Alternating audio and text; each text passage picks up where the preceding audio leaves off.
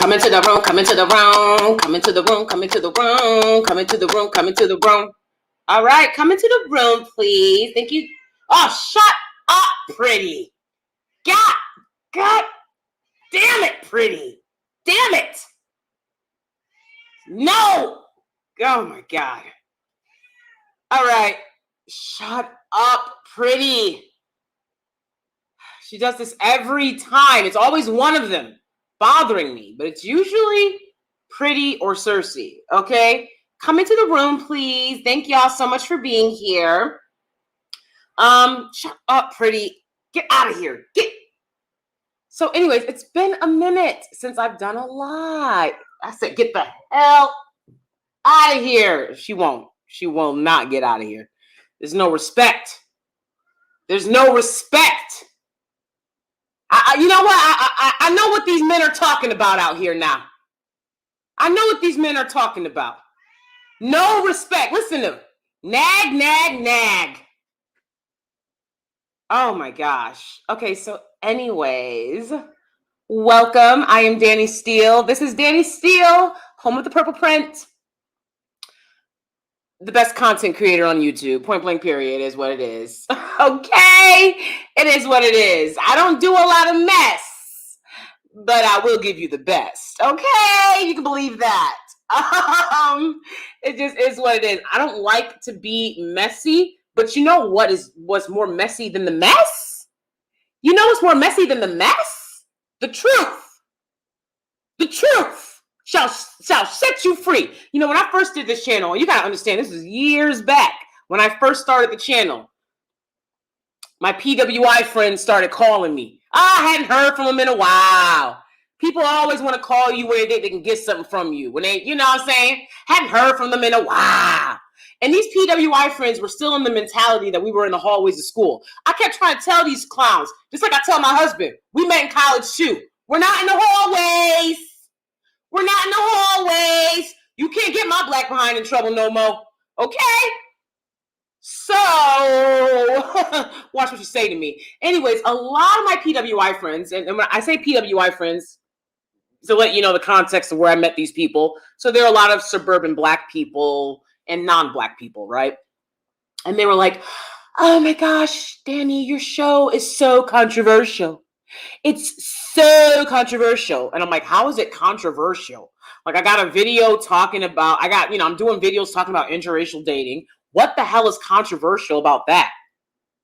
Talking about living in New York. You know, I have one of my favorite videos, right? Top 5 strippers doing better than you. All right. I like a countdown. I love a good countdown. I didn't find anything controversial about that, even though people were like, oh, you hating on them. I'm one of the most sex positive I know.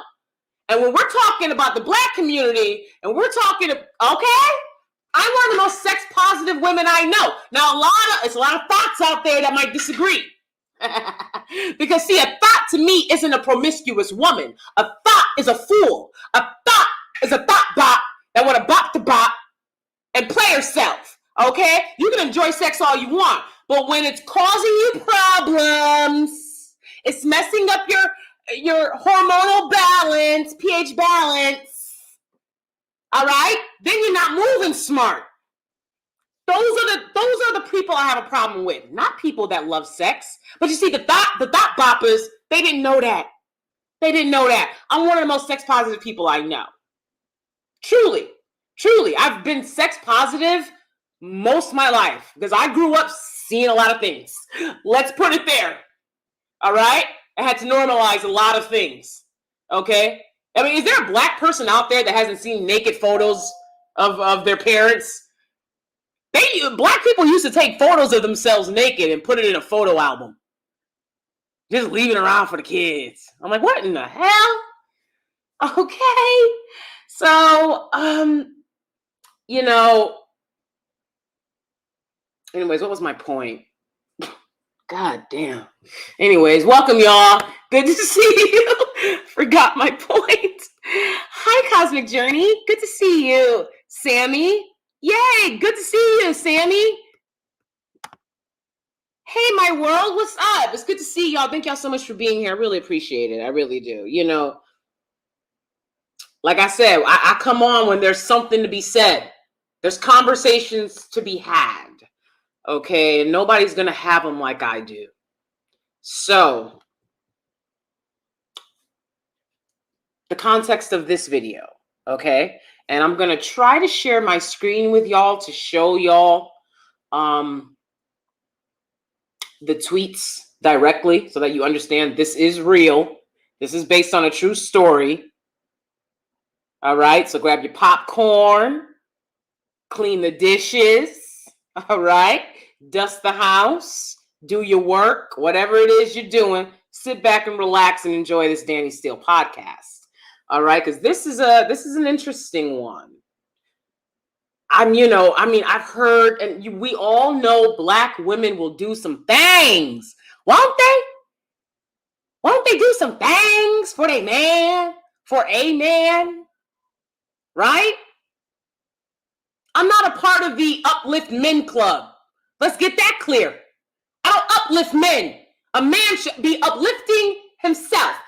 Look, I'm not like these pygmishas out here, okay? I'm not looking for men to super chat me so I can say the exact same things that they say. I'm not doing that here. And I don't care what kind of guy you are. And let's keep it a buck when it comes to a lot of Black women. Of course, I'm never talking about my Steelies. We're different. We're a different kind.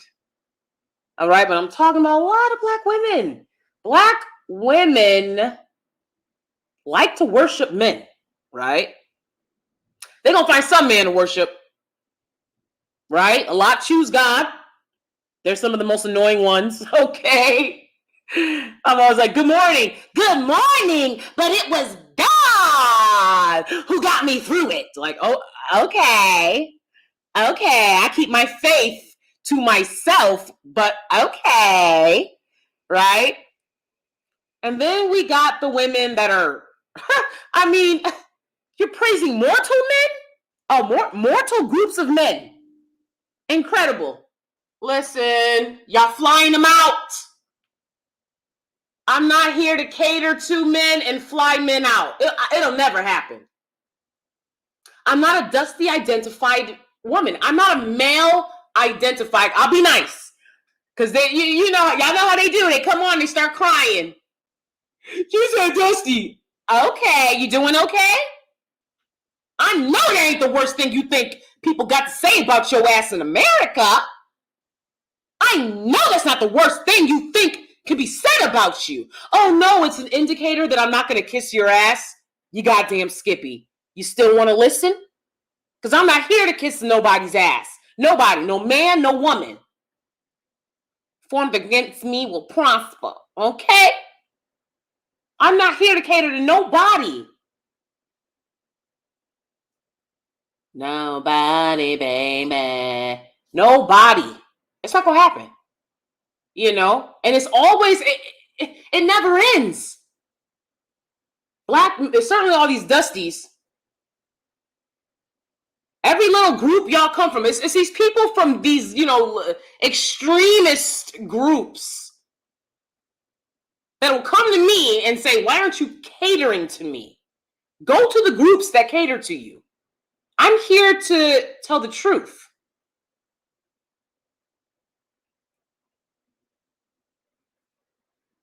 Every day I deal with people coming at me like, well, man, you said this, you hurt my feelings. I don't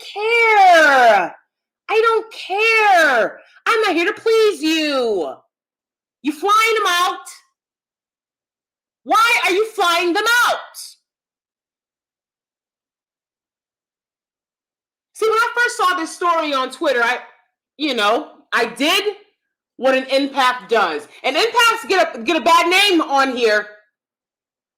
Empaths be getting a bad name on here in these YouTube streets. Empaths be getting a bad name because, it's a lot of people that claim to be empaths that aren't.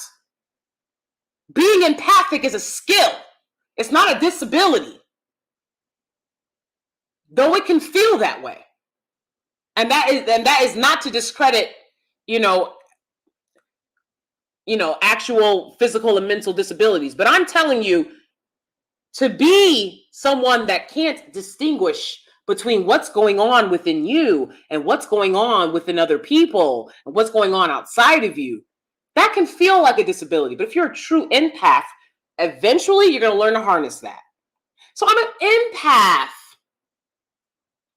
And I saw this woman's story. She looked like a light-skinned black woman.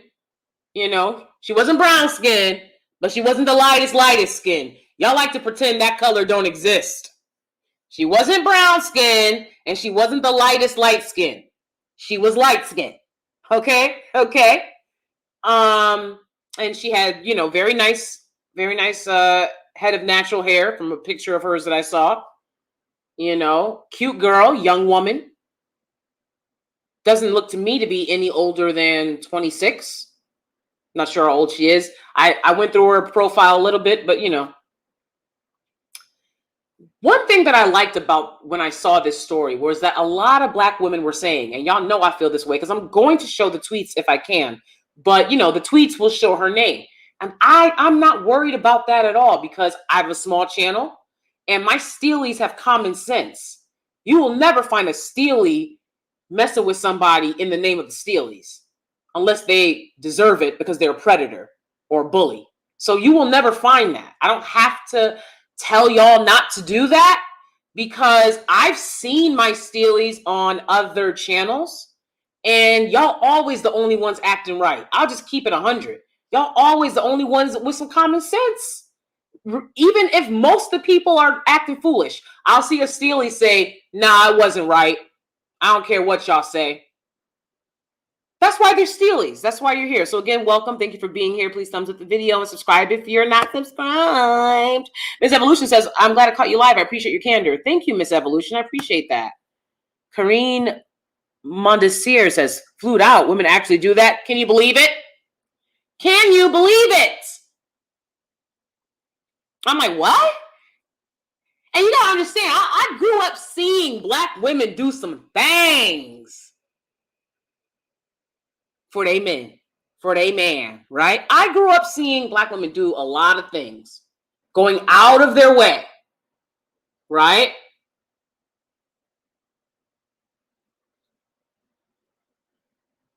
Here's the thing, because I see black women do this more than any group of women, and that's why I will direct it towards black women on this one. A lot of things that I say are more universal when it comes to dating. This is something that all black women deal with because of the indoctrination. Again, because a lot of you are male identified. Now, I don't spread hatred. I don't believe that hatred is a solution to progress. And what I care about is progress.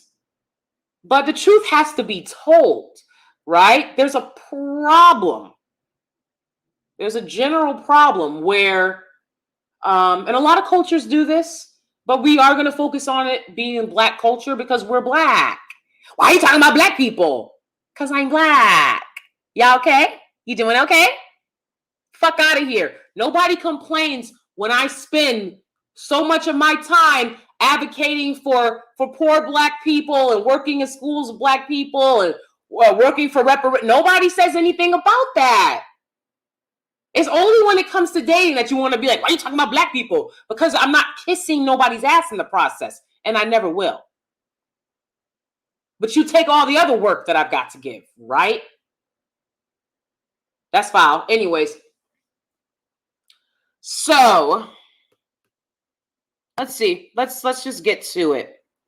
Black women have a problem with being male identified, with being indoctrinated to believe that what a man wants is also supposed to be what she wants. And I'm telling you, that don't make no sense.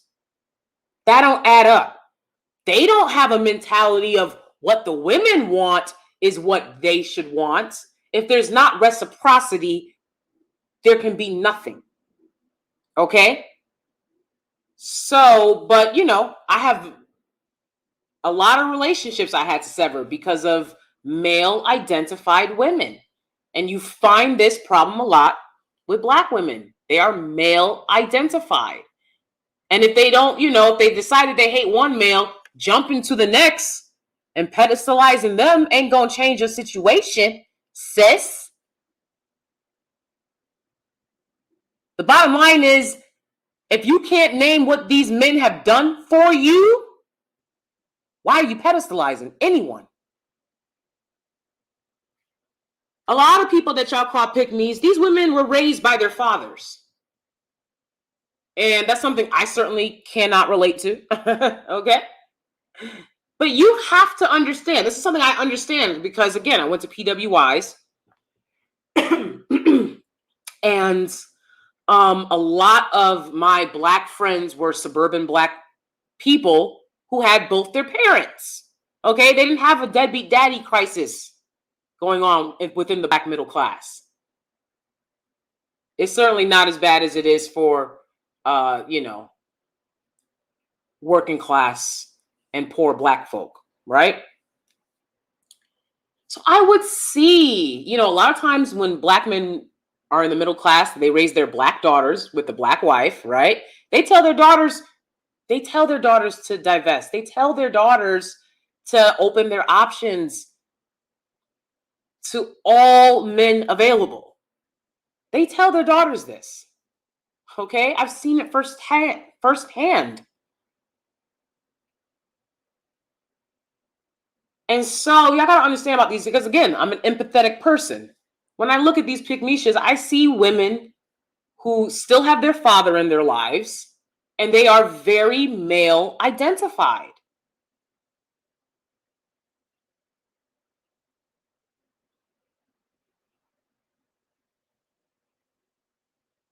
And that's why they're pick-me-shas, okay? Because they almost have no choice. Because if they weren't pick-me-shas, can you imagine what holidays would be like? I've never experienced, I had 2 biological brothers that I sacrificed my childhood to raise. When they realized I wasn't male identified, it was a wrap. It was a wrap. Wrap it up. Even though they can date out, right? When they realize you don't get any excuses over here, all of a sudden it's always a problem and it's always an attitude. But I've never done anything to you. All I did was sacrifice my childhood for you. Can you name something negative I done? Now they want to talk about, you talking about us on YouTube. Nobody knows who y'all are. Y'all came to my YouTube channel, put your own name in the comments. This is the stupid shit that stupid people do. So, when you let them know that you no longer look at the world through their eyes and their experience, they're going to drop you like a bad habit. They're going to drop you like all those bad habits they never wanted to drop. They're going to drop you, all right? And it might not necessarily be ghosting. For me, it was a combination of ghosting and a high level of disrespect that I will not tolerate from males. I changed your diaper. I will not tolerate from males, but for me, you would have starved through the day. Your parents didn't get you food. Your foster parents didn't get you food. It was me. It's me. My honesty's brutal, but it's honestly futile. If I don't utilize what I do, okay, you understand that? It's me. I won't tolerate it. But somebody told these muggy-headed along the way that somebody's supposed to kiss their ass because they're a man. I'll be damned. So a lot of women think like this. And if you don't think like this, that's what I'm telling you. It's a hostage situation. You're in a hostage situation for someone to tell you, think like this, or I won't give you love. I'm not going to call you. I'm not going to check on you. I'm not going to invite you to family dinners. That's a hostage situation. I'll be damned. Know of any other hostage situations that Black folk are going through? Politically? Y'all are in hostage situations, and I'll be damned. So, again, that's why the pick-me's. I understand the mentality of the pick-me. One day, I'm going to make a movie. It's going to be called Pick-me-sha. Okay? It's going to be a role of a lifetime. It's going to be a role of a lifetime. You're going to see the tears like, right? I'm going to have the soundtrack. It's going to be all Michelle. Let me cater to you. My right, my strength, my will to you. That's the least I can do. Let me cater to you through the good, the bad, the ups and the downs. I still be here for you. Sound like Macy Gray? Let me cater to you. Fuck all that. Fuck all that. 'Cause you're beautiful. I love the way. I just saw a video of the couple washing the feet. Okay, he washed her feet, she washed his feet. Okay, why y'all always crying at the wedding? Why y'all cry more than the woman at the wedding?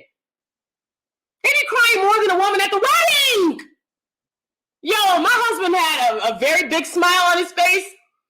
I saw a little redness in the eyes. But I was the one with the tears flowing, right? Gracefully, of course, right? And he was manly and strong. Okay? Y'all be crying at the wedding. Y'all be sobbing.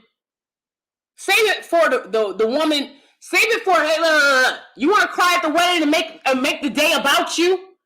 I was going to do a whole sort of video about that, but maybe some other time. They want to cry at the wedding and make the whole day, the whole moment about them. Oh my God. So anyways, you'll lose your family if you're not male identified and you're a black woman. You will lose your family. So that's why a lot of black women are male identified, and I understand that. So this woman must have been male identified as well. Okay, she must have been. I mean, come on. Now. Let's be clear. I'll tell you guys a story before I get into the exact tweets. They were already dating. So they were already dating. She flew him out to Rome, okay? So she paid for his trip to Rome. Rome? You know how much money that costs? I've been to Rome. You know how much money that costs? To fly round trip to Rome? That was a gift my husband gave me for our wedding. And you're giving it to a boyfriend? It's desperation. Desperado. All right? It's too much. Oh, they gonna get mad because, yeah, and these dudes ain't doing nothing like that for you. Somebody asked her, they said, now she was answering all types of questions now. Somebody said, did he ever do anything like that for you? She never responded. That's a no. That's a no. That's a no. Can you believe it? And it was her birthday. Right, exactly. Is he okay? Is something wrong with him? What's going on? This is a grown man? Wow. If I'm going to flew you out to Rome, not fly, flew. If I'm going to flew you out to Rome, I guess I'm the head. Huh. Wear the pants. I'm going to put them on.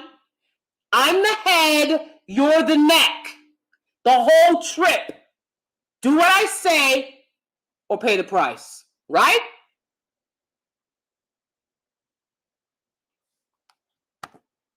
I'll be damned. Okay? Okay. All right, let's try to find these tweets.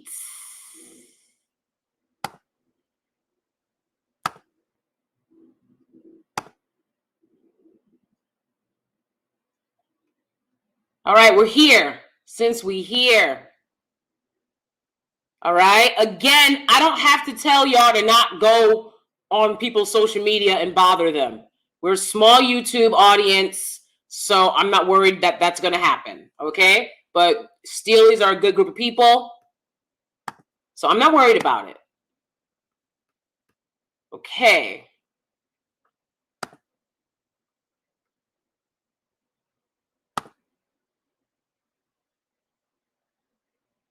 All right, so y'all see that. This is the tweet that started it all. And she says, I'll call her Miss Parker. Miss Parker? She says, last time I went through a phone was my birthday. I took him to Rome, all expenses paid, and he was sending another B pics of him in front of the Colosseum. My God! I have pics in front of the Colosseum in Rome. Most of them are with my husband. My God! If I paid for a man's trip, he wouldn't take one picture by himself. He wouldn't get one picture. That would be, because let me tell you something, it's going to be stipulations. When a man pays for things, he puts in stipulations. Believe that. The panties coming off. They dropping them drawers. Okay? He puts in stipulations. One of my stipulations is you can keep your drawers on if you want. Okay? But you're not to take any pictures without me. That's it. And I'm the head and you're the neck. Because I've paid for everything. I'm the provider. Right? Them's the rules. Right? So, can you believe that? Heartbreaking. This is the lady in the picture. Like I said, she's light-skinned. And she looks, on the thicker side, like myself. Why does that matter? That she's light-skinned? That's preferential territory. That's preferential territory. And it's not her fault that she was, that she's a preferential of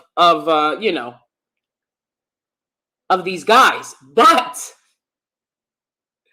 I pointed out again to note that this is the type of woman, she's on the thicker side, but I think it's a good thick. I think it's a thick that Black men tend to like. But they say, right, that they want her to be light-skinned. They always talk about how, and she light-skinned. I want a light-skinned. Not a dark-skinned, but a light-skinned. Like, they'll drop bars like that, right? That's in so many songs, and so many of them outright declare it, right? So, with that in mind, it's like a man's going to do this to you, and you're in preferential territory? Because you see the title of my video. She flew him out, and then he dumped her in the airport. Do y'all understand that? He dumped her at the airport. In which airport? I don't know. Was it the airport in Rome or the airport when they got back home?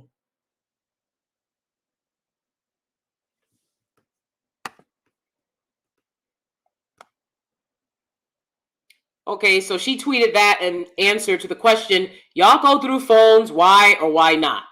So again, she said, last time I went through a phone was my birthday. I took him to Rome, all expenses paid, and he was sending another B pics of him in front of the Colosseum. Can you believe that?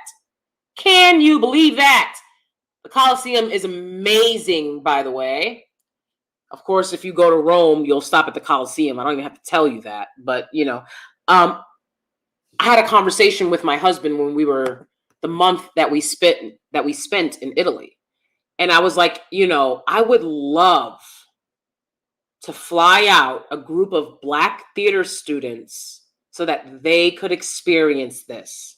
Because we talk a lot about the Colosseum and the theatrics, right? And there's a lot of amphitheaters and, just a lot of really great historical things that are talked about in history. But until you're there, I mean, the way that they have preserved Rome is incredible.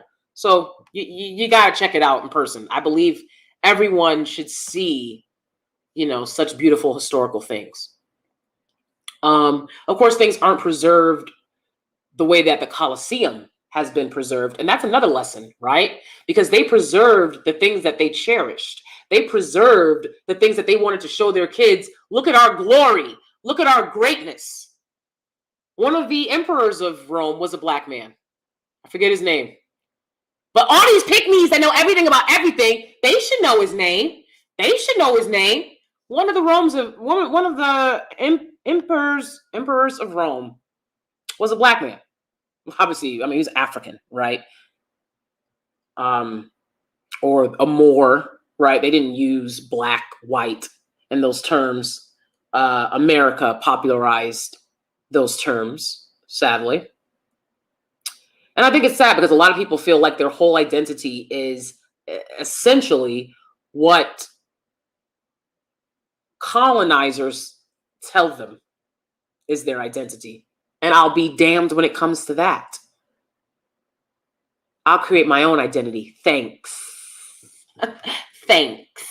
Okay, so she says, to clarify, I wish I was making these stories up, but I'm not.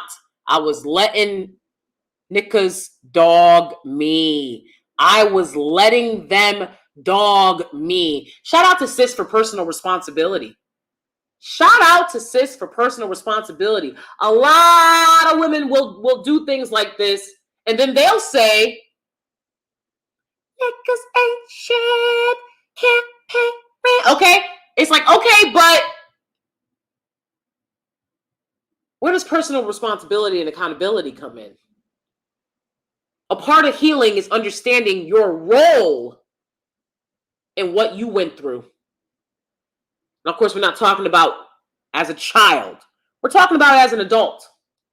Even though you were an adult, please understand this. Even though you were an adult who didn't know any better. That's one of the greatest lessons of life you'll ever learn if you live long enough to learn it. God willing. Mashallah. One of the greatest lessons you'll ever learn is you have to take responsibility for what you've allowed as an adult. Your trauma is not your fault. Your healing is. I had to cut a lot of strings, and a lot of, strings were very weak. So I let them go. And you let her go. I let them go. That's not a problem. Goodbye. This is a weak connection, and I don't care to maintain it. Goodbye. Goodbye. Because my healing comes first. Period. Okay? All right? Right. How is it a birthday trip if you paid?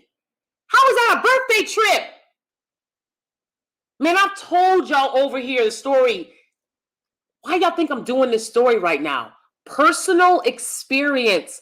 I've also flued people out to Rome. Now, of course, it was my husband doing it to try to please me, flying out my sister and her baby daddy to the Amalfi Coast in Rome. Okay? This is our wedding. We don't need anybody else there. We're a couple that can get along fine without all the shenanigans. That's why we decided to wed in Rome. We did not want to wed in America and have people in our business and have people thinking that they could tell us what to do in terms of the wedding, because that's not something I'll tolerate. So to surprise me, to make me happy, he offers to fly out. Family. My sister ends up turning it into, because you gotta keep in mind, when I tell you guys a story about my siblings, there's 5 of us. I'm the one they don't fuck with. They done a lot of shit to each other. They can't name one thing. I asked them, the last thing I asked all of them before I never spoke to them again years ago, I said, what did I do to you? Please tell me what I did. And they're like, oh, you're selfish, you're not humble, you spoiled. I was like, those aren't things that I can change.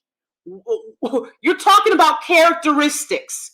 What is the occasion of which I've done something to you? Again, not a mad because, oh, you're talking about me on YouTube. No, I'm talking about my experiences. You were a part of it and you were a negative part and you kissed my ass. Now, some of y'all know where I live. Pull up. Pull up. Because all that bullying shit don't work around here. We flew, anyways, it ended up being we flew out my sister and her friends, including her boyfriend, who is now her baby daddy, right? Y'all got to understand this. Don't ever fly out nobody to Rome. If you're not being flew out, go by yourself or don't go. We flew him to the Amalfi Coast. My sister was complaining. She's older than me. She was complaining. This is light-skin privilege. Rots the brain. I don't give a fuck what nobody say. She was complaining because we stayed in the same villa that Justin Timberlake and Jessica Biel stayed at when they were on the Amalfi Coast in Italy for their wedding. All right? And, you know, I don't know if y'all know what a villa is. It's a mansion. It's a fucking mansion. We stayed there for a week. A little over a week.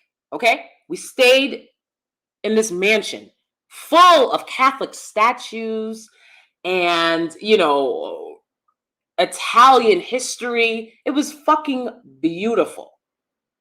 My husband paid for all of this.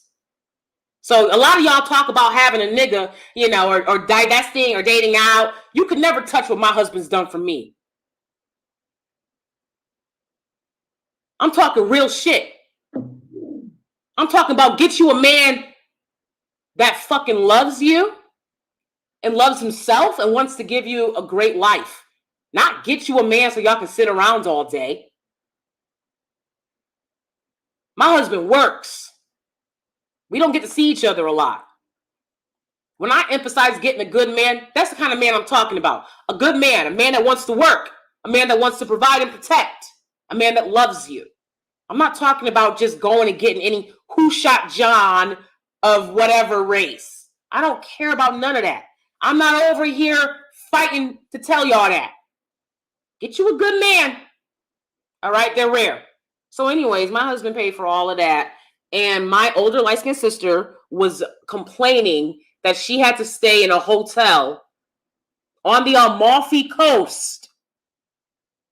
Google Amalfi Coast when you get a chance. She was complaining, though my husband paid for her, two of her friends, and her boyfriend.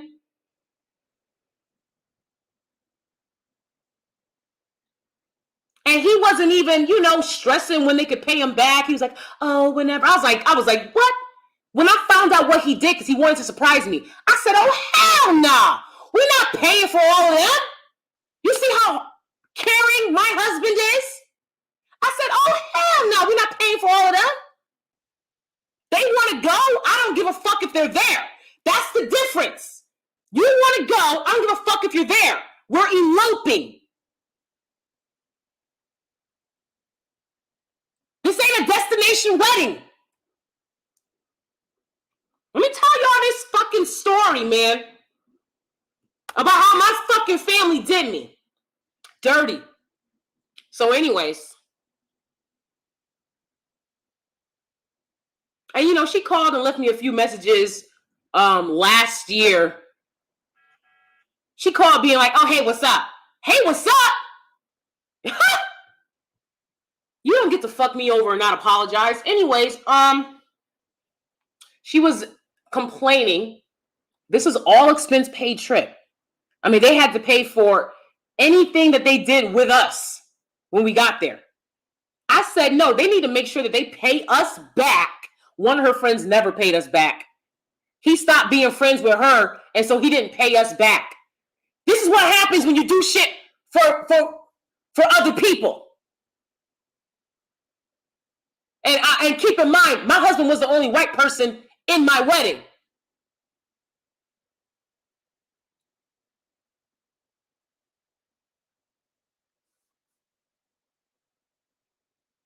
This is why I wanted to fucking elope. So she's complaining that she's not staying in the mansion with us because it's a mansion. It has multiple floors. Now it's huge. It's a mansion. It's a villa. Indoor pool. It's huge. Multiple guest rooms. And they were all empty. If y'all don't fuck with us like that, people act like they don't fuck with us like that. Well, it's a shame because we always stay in a mansion or a villa when we go on vacation. On vacation, we don't go near a resort. But we don't go near a resort. And people will act like, oh, I don't fuck with them. Then they never fuck with me. How about that? Because I would love to, I'd be fine with going on vacation with friends and family that can split the costs. But people act like they want you to give them something. It's not my job to give you something because you want to love with any who shot John. If he can't give it to you, you ain't going to get it.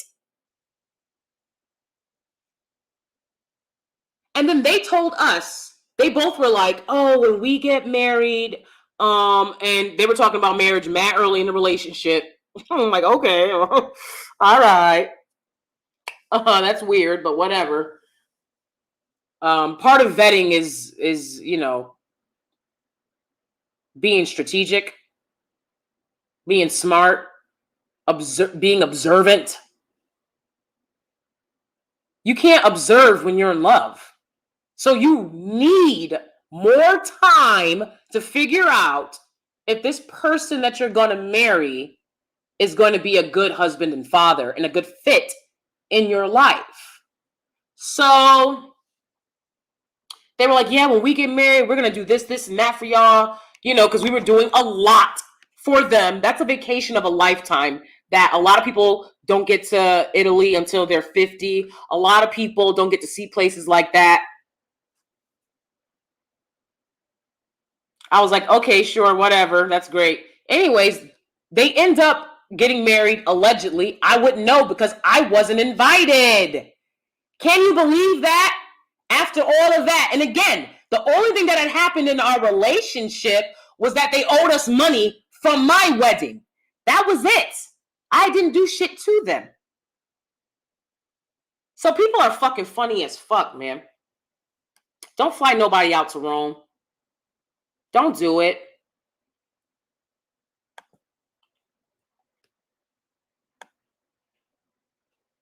All right. So she goes on. So let's recount everything I've told y'all about that relationship so far.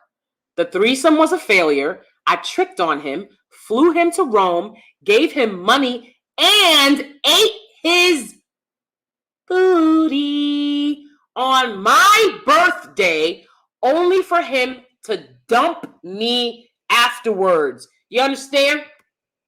You understand how it goes? When you give,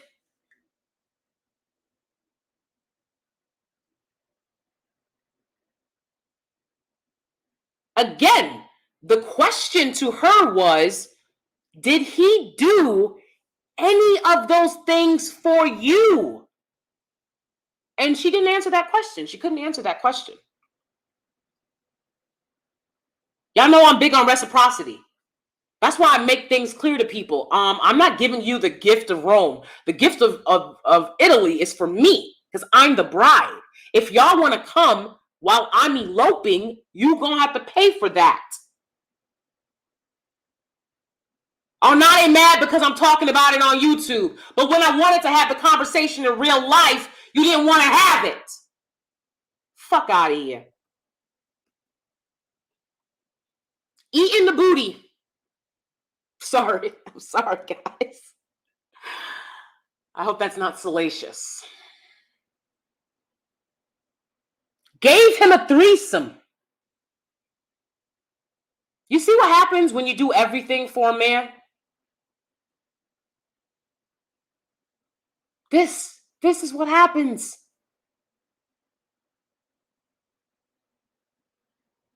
Can you imagine doing all of this for a man? My God. My God. And then guys will be like, but you want me to do that for you. Like I said, there can only be one head. If I'm doing all this, I'm the head. You're the neck. Get to nodding. Okay? Get to following my every command. Because that's what y'all expect. I mean, this is sick. And she couldn't say that he did any of this stuff for her. Obviously, she was doing things for him that she didn't ask for. Okay, so now she shows us his text message of when he dumped her at the airport. This is the text that he sent her. All right?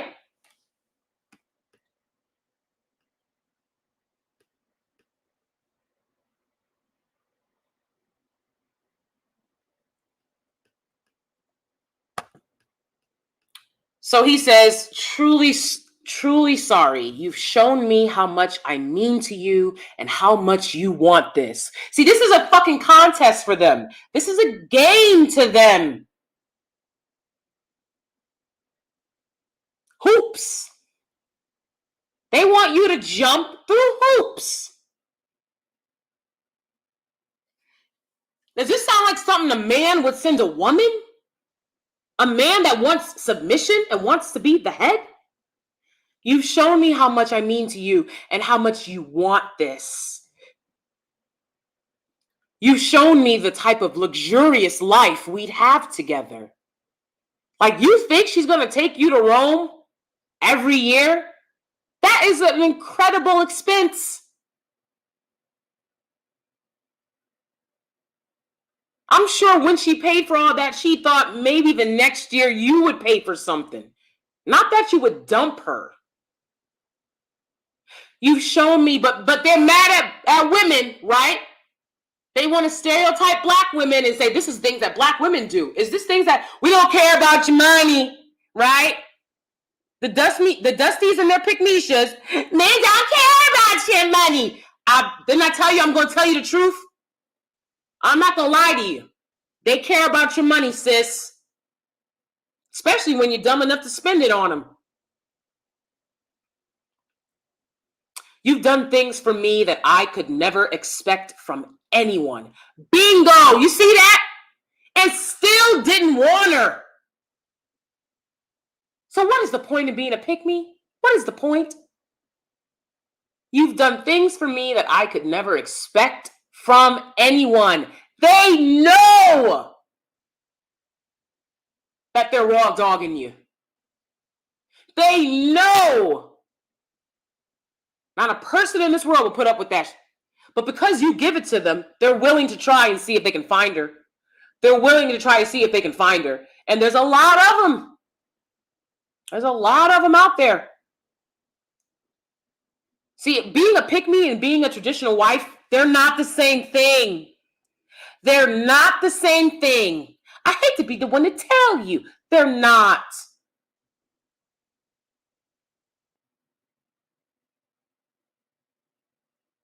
Those are two very different things. And if you are a pick-me and a wife, you're going to be run over. Do you understand that? Men are not soft creatures. And if you constantly respond to how men behave with soft, you're going to get ran over, and that's it. That's all you're going to get. Taken advantage of, used.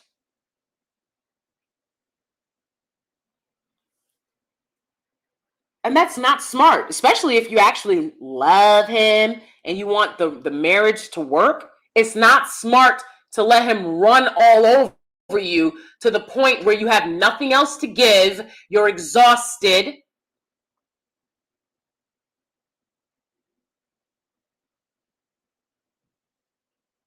That's not smart. Because then he's going to start looking elsewhere. Now you've made yourself boring. You're boring, sis. You did all that for him and y'all wasn't even married. Y'all wasn't even married. Every year I show my husband something new I can do. First year I started cooking. Second year I start cleaning. I give you something new every year. Okay? Now, I'll never be able to take the trash out. That's a man's job.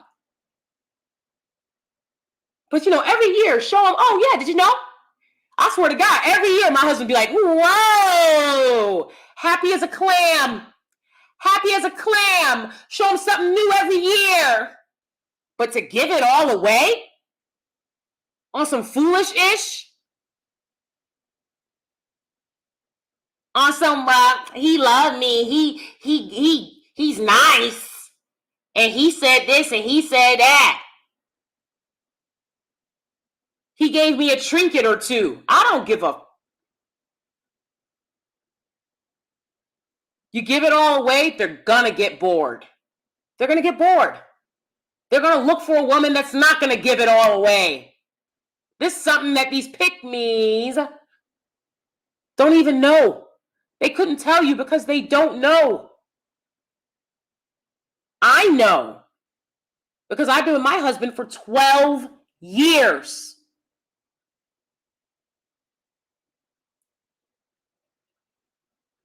I'm one of the only people I know, the longest lasting relationship that I know. Whenever we go anywhere, even where we live, we're the youngest couple in the gated community that we live in.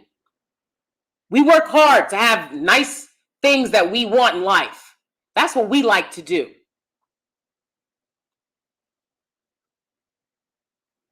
We're not here to just sit around each other and look at each other. Okay? We have a lot of life we want to live. You let these men walk all over you and you're playing yourself because they will leave you. They will do things like this. They will let you bend over backwards and then they're going to be out.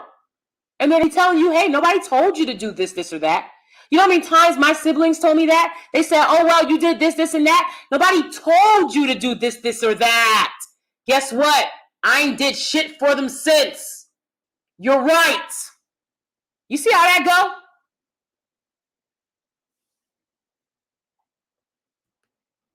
Look at this. Wow. Yep. Girl, what in the Black Jesus? What in the Black Jesus? She gave everything. I don't have nothing more to give after that. Only thing that's missing is you stayed up all night making him food for breakfast. That's the only thing that's missing. Stayed up all night, hand making, from scratch, all of his favorite dishes. And then he dumped you, right? After all of that. And she was probably doing that too. She gave him everything. Now, the first thing I'm going to give you is a smile. Okay? That's the first thing I'm going to give you. And we go from there. Okay? Fine? Now, who said men deserve to be flued out? It must be Percy. Right. Percy. Oh, Lord. She doing wife, don't have to work because husband rich types, right? Right? Y'all don't even have money like that. Y'all don't even have money like that. And they'll let you spend it. You know how many things my husband has said, oh, let me get you this, let me get you that. And I was like, no, let's save up instead. Swear to God. Because I'm not a materialistic person. I'm thinking about the bigger picture. I don't need a Birkin bag right now. Okay? I'm not going to ask for a Birkin bag. No, I want to make sure we're living in a good place. People act like they got unlimited funds. Birkin bag? I want to make sure that the car we're driving in is safe. Can handle weather conditions. We live in the north. I don't ask for stupid, trivial things to try to make a man prove something to me. And because of that, my husband is very giving. He wants to give me a lot of things. But still, I'm a Capricorn. I'm a Capricorn. If I go on a spending spree, it's usually Groupon or Target. Okay. Okay. 12 years, we've never had one conversation where he said, why are you spending this much money? Not one. And we're doing a lot better than we were 12 years ago. But life is hard for us all. Not one, because I would never disrespect my husband, my partner, and demand such luxurious things of them that are not affordable and sustainable for our lifestyle and our budget. That's another reason my husband loves me so much and continues to want to give. Because he grew up in a home where his mother was very demanding. I'm very demanding too, in a different way. I demand respect because I give respect.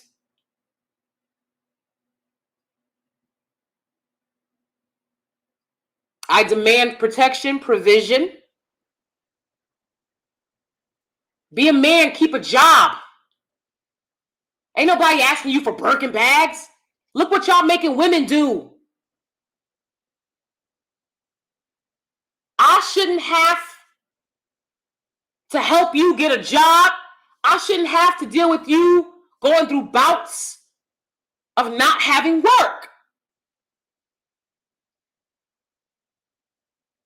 I've told you guys before on this channel, I'm pansexual. That means I'm a lot of different things. I'm sapiosexual. I only like smart people. I'm pansexual. That smart person can be anyone.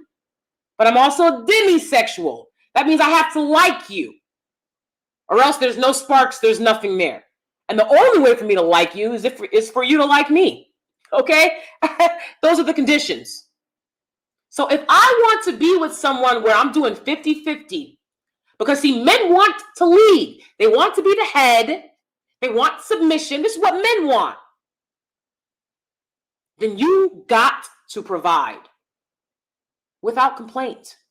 You have to be, for submission, you have to be a sole provider. You have to be a sole provider. Most y'all ain't sole providers. So stop asking for submission. All right?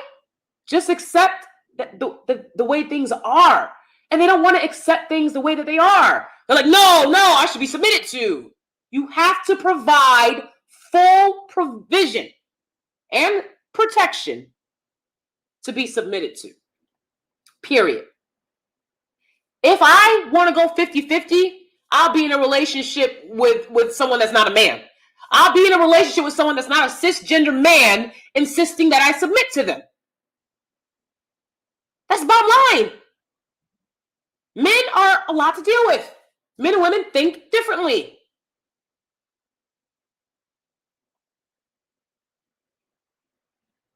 I'm not putting up with all that. Submitting, paying bills, I gotta work, I'm flying you out. It's too much. I've told y'all before, a woman only wants to submit to one man. If she has to go to work and submit, she's not going to submit to you at home. You have to create an environment where your woman doesn't have to work survival jobs if you want submission. As a husband, keep in mind, I'm not saying these things boyfriend, girlfriend. Okay? I'm talking about marriage. Now, this situation, this was her boyfriend. A boyfriend don't deserve none of this. A boyfriend? Girl, please. Child. So anyways, he goes on. And that's saying a lot, right? You've done things for me that I could never expect from anyone. And that's saying a lot because I've been surrounded by genuine love my whole life. Wow. But when a Black woman complains about how her childhood was stolen from parentification and adultification, they catch an attitude. When a lot of them can admit they felt love as a child. This man felt love his entire childhood and turned around and treated a woman he told he wanted her the way that he did. Demanded all that stuff from her. Hoops. Ain't you a boyfriend? I ain't jumping through not one hoop for a boyfriend. Fuck out of here. I don't expect nobody that I'm with to jump through hoops because I know who you are when I decide to get with you. Now, I learn a lot of things as well, but at a base level, I understand, you're a good guy. You're a guy that provides. You're a guy that protects, keeps us safe, keeps us warm.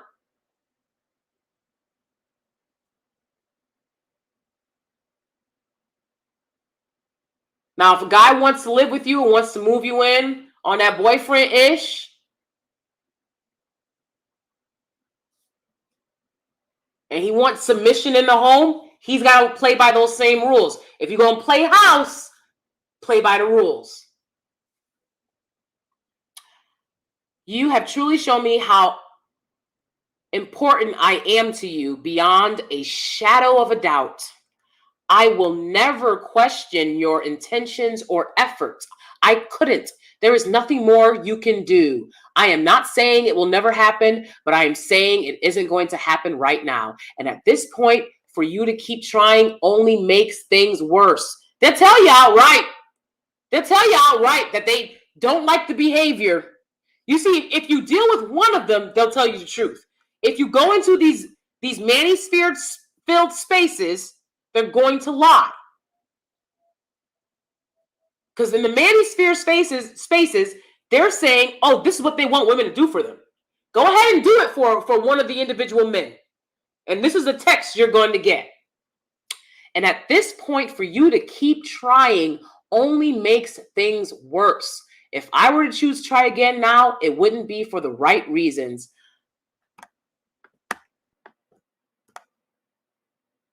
I'd be trying to make it work because of the life you'd be able to provide me with, not because I truly love you for who you are. This is a man writing to a woman. I'm ready to log off right now. I'm ready to log off right now. What in the hell? What in the little baby Jesus is goings on? You gotta be kidding me. I've never seen nothing like this in my life. Oh my God. Okay. I'm getting a little sick. I'm getting a little nauseous. I've never seen nothing like this in my whole life. Y'all in relationships like this? You pick-me's? You lying ass pick-me's? Talking about some, yeah, well, women only want to do this, or that. You breadwinning pick-me's. You breadwinning pick-me's. Y'all making the money and y'all submitting. You making the money and submitting? You paying all the bills and submitting? The power of Christ compels you. Do you understand? This is sick. This is sick. Y'all know how angry I get about when people are hurting kids. I'm just about as angry as that right now. Because this is sick to me. If a man texted me this, baby. Lorena Bobbitt. If a man texted me this, he should have just lied and said, you know what, I'm sick.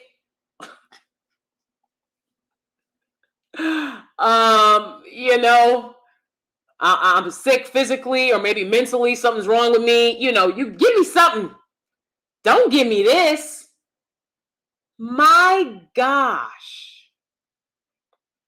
You are a beautiful woman inside and out, and you deserve to be with someone who wants to be with you solely because of you, not for what you can provide. Yo, women can't even text men. Is there a man out there that has a similar text message like this from a woman? I bet you anything that there's not. Men don't do this for women. And you got black women doing this for men all the time. Throwing them banquets. I remember attractive brother hit on me when I was dating my husband, when we were in the dating phases, right? And one of the reasons why I didn't one, it was too late, right? Because I'm like, I'm in a relationship. I take that very seriously. But also, he had a lot of children, multiple children. That's not something that I would tolerate in my life. A man with multiple kids from multiple different women. And one day he posted himself out with another beautiful black woman that he was dating. And she had given him flowers, right? She gave him flowers. It was like Valentine's Day or something. She gave him flowers. And he posted them, he was like so happy about his flowers. And I was like, my God. My God. I spent going on 12 Valentine's days with my husband. Okay. And the first Valentine's Day we had, I got him like, little gifts. I like to get him t-shirts. Okay. Y'all know I don't go too far for nobody. Unless they going far for me. Period. You're not my child. I don't owe you anything. But he used to give me Swarovski gems, Swarovski crystal accessories, because I was into that at the time when we started dating. When I was still in grad school. He would give me Swarovski crystals or like the little figurines, because I collect those. Okay, I like sparkly things, always have. And like I said, I got him a t-shirt, I got him a bunch of different stuff, and I was like, oh, sorry I didn't get you more, because he got me such beautiful gifts. And he was like, you don't have to get me anything. And I still did this for a couple of years, and he kept saying, he was like, Danie, you don't have to give me anything. This is a holiday that like his mom loved to celebrate it, obviously. Like, she would give them like gift baskets. So like his whole life growing up, he always got stuff for every holiday. And it's his love language, because that's how he grew up. And because he grew up and he's not a child anymore, he doesn't need to be treated like a child. And he was like, flowers, like, that's not for guys, And I was like really surprised, because I was like, oh, really? Like, I thought y'all like flowers. Like, I was really surprised. Okay. And he was like, flowers are not for guys. He's like, they're for women. Right. So I was like, okay. So, and thank you for being here. If you're in the room, please thumbs up the video and subscribe. So I would never give another man flowers. Unless he was an artist. You guys know I'm an artist, I'm an actor. So if I was going to see an actor in a show, it's traditional to give flowers, okay? But, I haven't done that in a long time. So besides that, y'all doing too much. And this is what they have to say to you about it. You deserve someone who will choose you over everyone else. Damn, he just said, I wouldn't choose you over everyone else. Everything you've done for me, I still wouldn't choose you over everyone else out there. There's other people to be with. I am not that man right now. I need to see it through with this other person right now. Oh my gosh. I'm sorry, I didn't finish reading it when I'm not laughing at her. I'm just laughing at the situation. This is crazy. This is crazy. Please understand, I'm not laughing at her. I'm not picking on her. I'm blown away. I am blown away. Oh my goodness. I'm so not used to this. Okay. I'm sorry, but I know I need to do that. I will question it forever if I don't, and I have Too much respect for you to keep you as a side chick. Thank you so much. Thank you so much. You know, when my husband's trying to be a funny dude, he'll be like, do you want to be the side chick? I'm like, okay, funny dude. Okay, funny dude. You know good and damn well I would never be someone who's not a billionaire's side chick. If you're a billionaire, we can talk. If you're a billionaire, we can talk. Okay?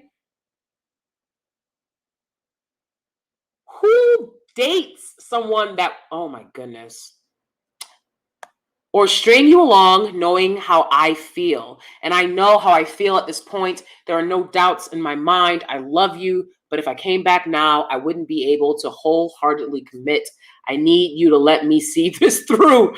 I need you to let me hit it with somebody else. I need you to let me go raw in the next chick. I need you to do this. Incredible.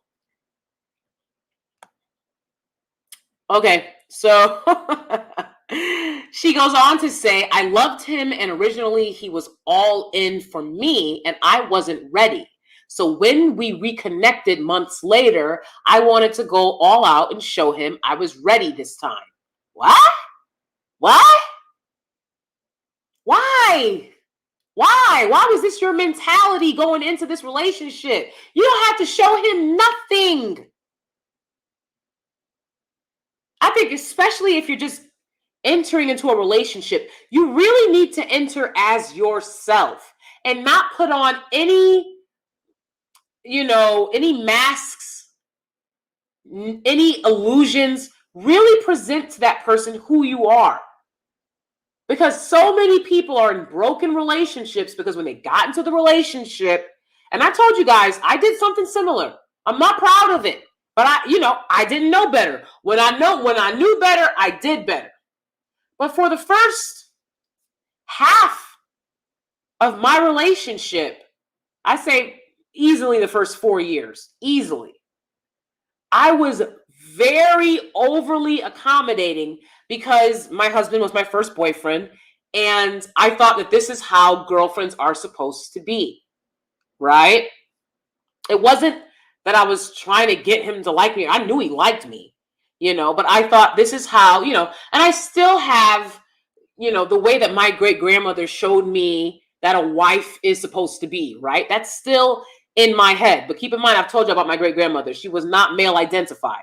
Okay. She divorced my great grandfather because she was tired of putting up with his, whatever he was doing. Right.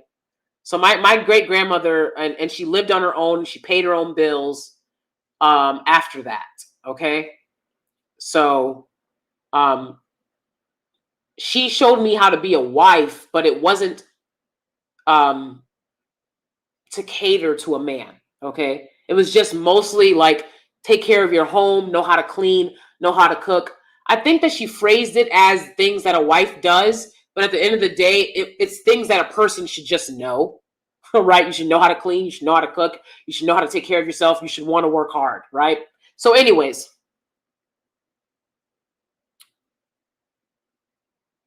so when we reconnected months later, I wanted to go all out and show him I was ready this time. When you first get in a relationship with someone, that's not the time to go all out. That's not the time to go all out. The time to go all out is how my husband did it when we got married. Okay? He went all out. Okay? It was crazy. We was on yachts. We was island bopping. We went to multiple different places. We went to Venice. We went to Rome. We went to the Amalfi Coast. He went all out, and in general, my husband likes to go all out on vacations. I didn't vlog back then, so I couldn't show you guys a lot. Like I wasn't a vlogger, right? But we've been to Kauai and we stayed in a villa there, and everything we did, we went on a helicopter ride and everything was just top tier, beautiful. The time to go all out is when you're married.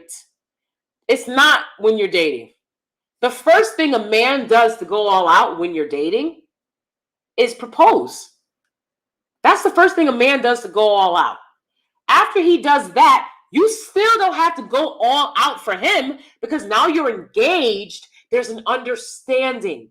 The understanding is once we become husband and wife, right? Once that wedding band gets here, okay, and we become husband and wife, you're going to be married to a woman who goes all out for her husband.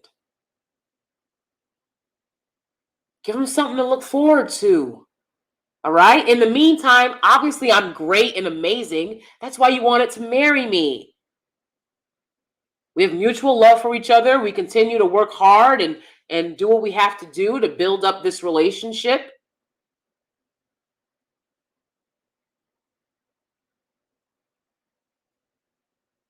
And then we can clearly define, and this is for people who want a more traditional marriage. I'm one of the more traditional married people on here that I know of. Again, my husband is the breadwinner. I'm in a hypergamous relationship. I do the wifely duties. I'm an artist, so I do my own thing as well. You know, I have my own life. I have a bunch of things that I want to do. Being a traditional wife doesn't mean that the only thing you care about is pleasing a man. That's not being a traditional wife. That's being a fool. Men like interesting women. I promise you they do. I promise you they do. You know how many times whenever we go on vacation, whenever we go out, we always have other couples that like, I'll be honest, there was like this Rick Ross couple, beautiful black lady, you know. So my husband was like very excited to like be interacting with them because his girlfriend was beautiful. But this dude looked like Rick Ross, you know? And we were at the pool, we were chatting and stuff, and then it just kind of seemed like they were trying to, you know, initiate something, you know? And I was like, I'll be damned if I had to end up with Rick Ross and he ain't Rick Ross. Now, I know he got a little bit of money for y'all because we all here in this, you know, luxurious space, but this ain't sexy. You know, I'm like, so everybody get to have fun but me. Ah, be damned. Oh, hell no. Okay, but in general, when we go out, people are always like coming up to us and talking with us and having a good time because they see my husband having such a great time with me because I'm very entertaining and I'm a fun person. So it just is what it is. A lot of women don't have personality, you know, so that they have to be male identified. I don't have to be male identified. There was a time when my husband and I were at a friend's and a husband and wife friend of ours, and we were watching The Godfather. And there's a scene where one of the women in the movie, she like breaks everything in the house. I don't know The Godfather by heart. You know, I watched more Scarface, but I wasn't really into those mobster movies. I'll be honest. Okay. But there's a scene where the wife of one of the mob guys in The Godfather, right? She's breaking everything in the house, right? And she's so furious with them. And, you know, and I said to my husband, I was like, it's so interesting how you'll see things like this in movies all the time. This is an Italian woman, right? And her anger doesn't get stereotyped. Her anger doesn't get stereotyped. But everyone's waiting for a black woman to show that she's angry, right? And it's just normal women behavior when other women do it.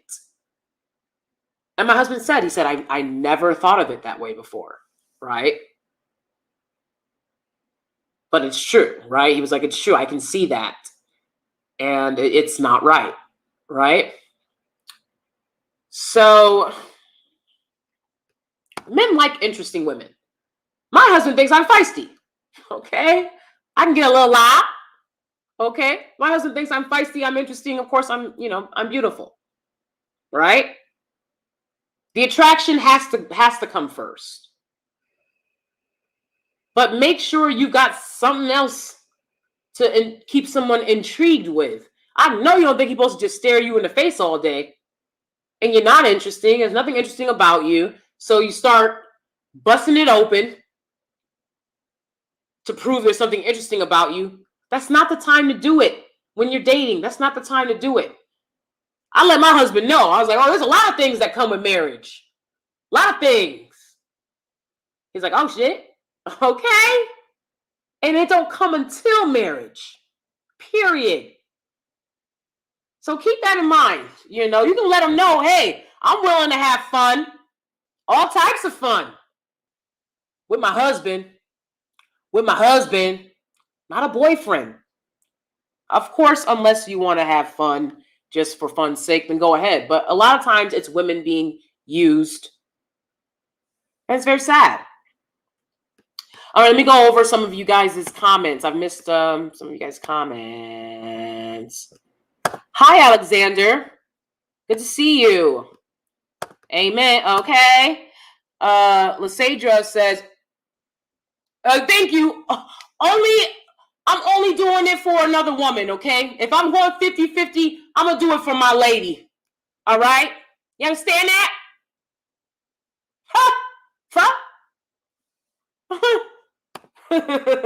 I'm not taking care of a man.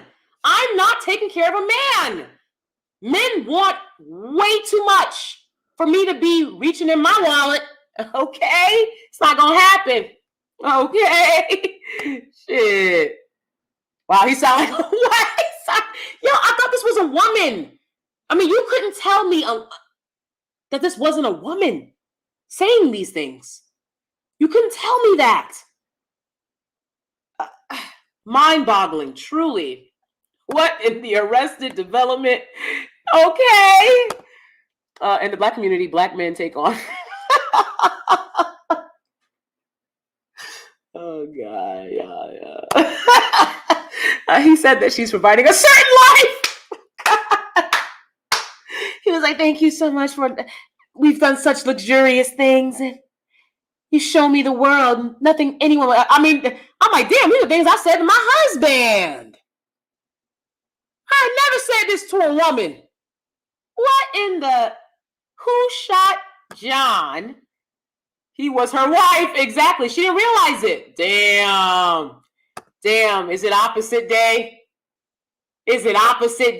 I promise you, if I did all that, you better turn around and get ready for some fun. All right? Because I'll be wearing the pants all vacation long. All right? Get the hell out of here. Very sad. Very sad. Oh, my goodness. Yeah, I especially think, I think it's bizarre when they complain a lot about, oh, she's too masculine. And it's like, maybe you're too feminine. Did you ever think about that? That you're too feminine? Because I've never had a masculine. I'm sorry, guys. I just want to get this clear. It bothers the hell out of me. It's masculine. It's a liquid U sound. It's not masculine. But, we Black, so we going to say masculine sometimes. But I just want to clarify it because sometimes I don't know if you guys know. That's a liquid U sound. And I'm not telling you that to be pretentious. I'm telling you that because it's what I do for a living, okay? I notice sound changes to play different characters for a living. So I had to get that out. But I might say masculine too because I'd be so used to listening to everybody else saying it, okay? Is she masculine or are you feminine? Because if it's so easy to call a woman masculine, you must be feminine. I've never had a masculine man.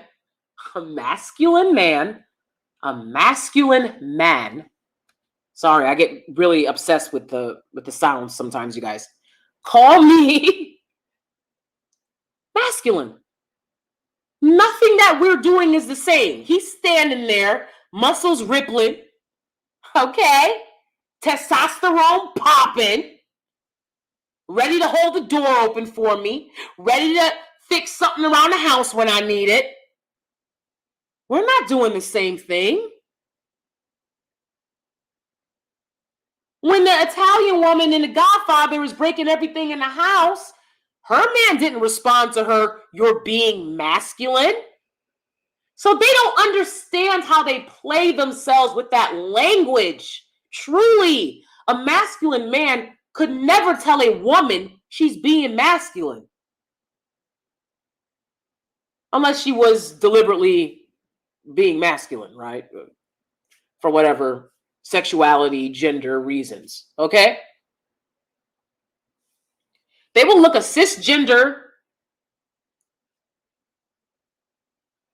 woman who's into men in the face and tell them that they're masculine. Then you must be feminine for you to be. To me, that reminds me of when people tell black women you're intimidating. Am I intimidating or are you intimidated? And am I intimidating or are you intimidated? I work with little kids my entire life. I've worked with tiny kids, baby to 5 years old. Nannying, after school programs, teaching theater, what have you. I never had not one of those kids tell me that I was intimidating. It's only grown adults. And one place I worked where the grown adults were intimidated by me, and they told me that I was I had intimidated one of the students. Well, she might be intimidated because she keeps talking and she keeps talking on her phone, and I won't have that in my classroom. What is your point? What is your point? Am I intimidating or are you intimidated? I've never been around somebody being like, they're intimidating me. I've never been around somebody and felt that. Never. The only thing I felt people trying to do is trying to bully. You can't intimidate me because I'm not to be intimidated. I'm not intimidated. So you can't intimidate me. But I've seen people trying to be a bully and failing. Because you can't bully a bully. I'll be a bully for a bully. That's not a problem for me. I'm over that nice girl shit. It don't pay. Nice women rarely make history. Okay? The pick-me's will not be, you will not be in the halls of history. Okay? Your pick-me content, YouTube isn't going to make sure that everyone knows about these great pick-me content creators. It's not going to happen.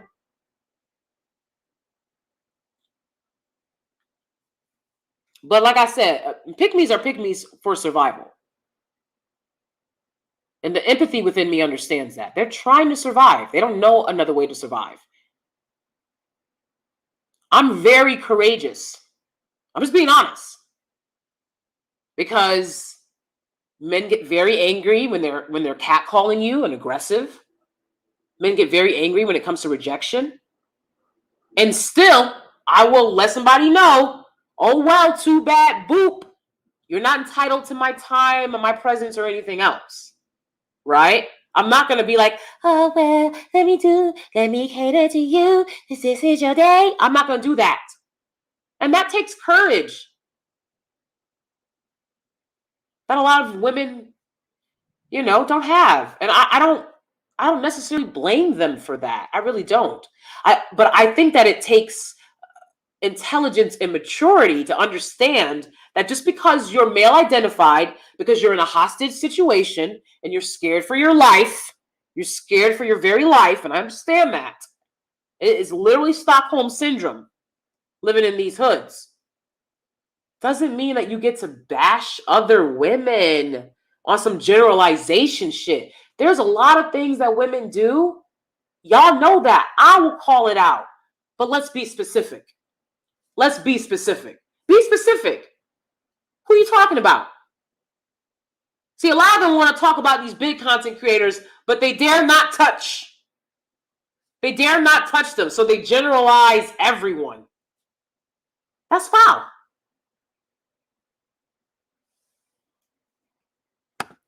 It got worse. It just kept getting worse.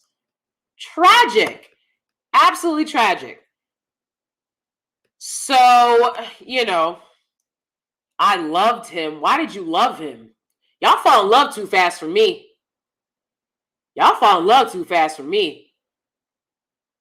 Now, I'll be granted, I knew my husband for years before we started dating, and he told me he loved me first. That's a must. I was not going to say it first. Believe that.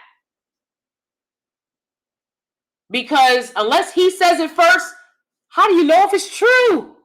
So he said it first. And that was, well over a month of us dating. And we were long distance as well. So keep that in mind. We dated for a while because we were long distance for a while. Doing our own things, right? Be careful with telling these dudes you love them, and be careful what you tell yourself about how you feel about people. You loved a man that would say and do these type of things? Really? Really? I couldn't.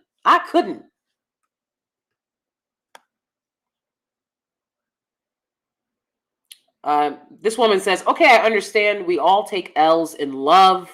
All we can do is learn your lesson. Really hoping you get to have a love you don't have to do anything for.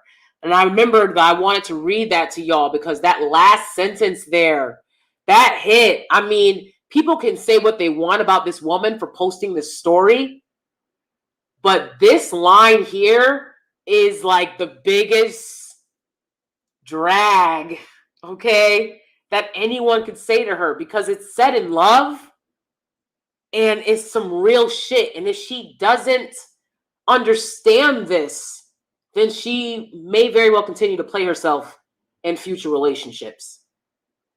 I'm really hoping you get to have a love you don't have to do anything for. Okay? No one makes men buy women things.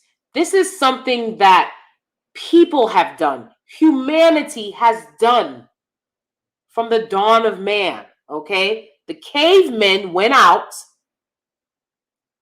clubbed some mastodon or saber-toothed tiger over the head and delivered it to the woman that they cared about, right? So from the dawn of man, there's been an understanding of this, that women, as Jordan Peterson told y'all, right? Women sacrifice a lot in relationships, in actual relationships, because they bear the burden and the brunt of the pregnancy. They bear it. So I think a guy going out and getting some trinkets and knickknacks, I don't think that's costing y'all the way y'all claim it's costing y'all, just to be honest.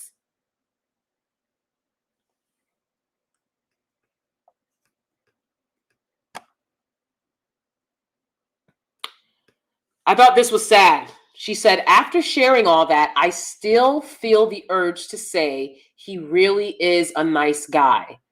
That's why I thought it was worth it. What? What kind of... Oh my goodness. After sharing all of that, she still wants to say he really is a nice guy? How, Sway? How? How is anything he said there nice? He sounds like a user. And I fucking hate users. That's why you thought it was worth it? Get the hell out of here. My husband's the nicest man I know. And a lot of the stuff you said you was doing, I'm doing all of that. Okay? The fuck? For a husband, for a very nice husband, you were doing a bit too much. Okay? I can't,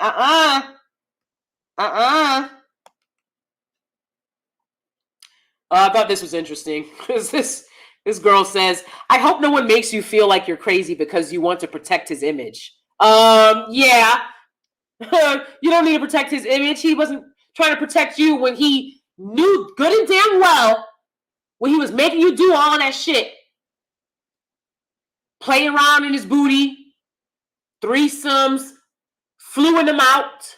He knew good and damn well he was interested in another woman, and sat back and allowed you to do all of that. He wasn't trying to protect your image. So yeah, I think it is crazy to still think that this is a nice guy and be trying to protect his image. I mean, I wouldn't put him on blast like that unless you wanted to deal with the repercussions of putting somebody on blast like that. But you know, it's a relationship. It didn't work the way you wanted it to. I don't think that's a reason to put someone on blast per se. I don't. It's a big L. It's a big L, sis. It is a big L. Okay.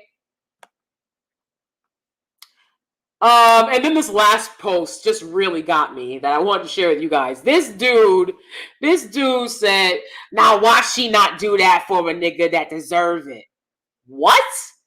What don't you understand about this story? None of y'all deserve this. No man deserves this unless he can give it to himself. The fuck y'all don't understand about that? No woman should be flying a man out. So if you answered the question in the survey, all right, sometimes I ask questions that I've already answered. The answer is no. All right?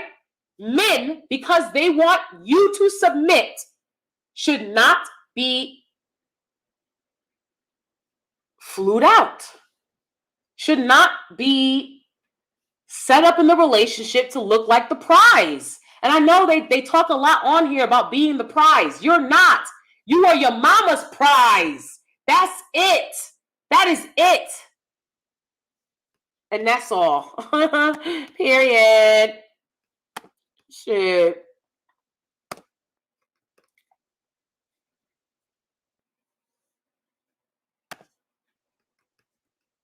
The only way to get through to a bully is to bully them back. That's the only language they understand. That's facts. That's facts. Period. You know, people will come to my channel disrespecting me. They'll come to my channel talking about, son, if you dating out, then just leave us alone. You're on my channel, bruh. You don't make no fucking sense. You're on my channel. Y'all don't gatekeep blackness. Y'all don't gatekeep shit. Gatekeeping is done for people outside the community. You can't gatekeep me, bruh. So give it up. You have no power. You have no power here. No, I'm not going to kiss your ass. This is one of you raggedy bums that wrote this. It's disgusting. It's disgusting. And then he goes, now watch this, see, she don't do that for a nigga that deserve it.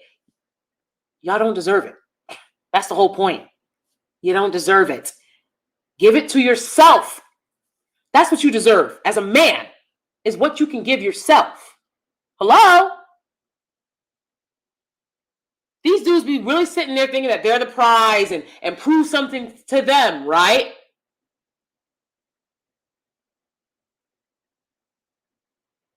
I mean, you know, my sister took her baby daddy on a trip to Rome on my dollar. They paid us back a fraction of what we spent. Y'all do a lot for these dudes.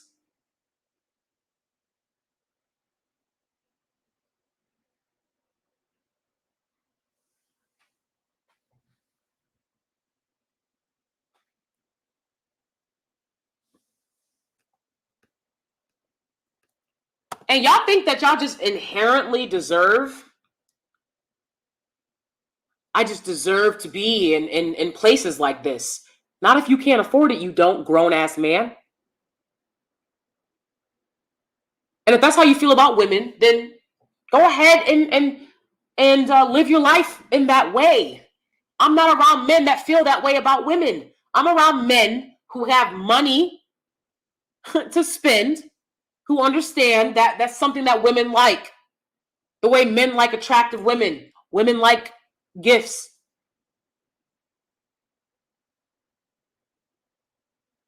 If you can't provide that, then go be around who agrees with you. It's just that simple. But yeah, I mean, that's pretty much it for this flued out story. This girl, she acknowledged she played herself. She took an L. Again, I wanted to be empathetic, and I think I'm always empathetic, of course. But the reason why you also have to come at it hard is for this is a learning lesson for women, because a lot of women don't want to listen. And I promise you, these men that y'all follow, they're not going to tell y'all this. Because they love that y'all will do this stupid shit. They love it. You need to get a man that wants to treat a woman well and doesn't expect a woman to do for him what he should be doing for a woman. And then they want to turn around and ask for submission. That don't add up. This is where you need to practice discernment in the dating phase, without a doubt.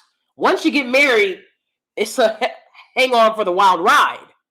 But the dating phase is when you must practice discernment. If somebody wants you, they will pursue you. Please pay attention to this, women, ladies. If a man wants you, he will pursue you. Y'all in a relationship and all of a sudden you flying him out? That's not smart. A lot of times women will be like, well, I have the money. And so if you had the money, you wouldn't be complaining about it afterwards. You would just take the L. No, you realize that's a lot of money to spend on somebody who dumped me afterwards. That's a lot of money to spend on somebody that's not my husband and who ain't did the same thing for me. That's a lot of money to fly somebody out to Rome, all expenses paid.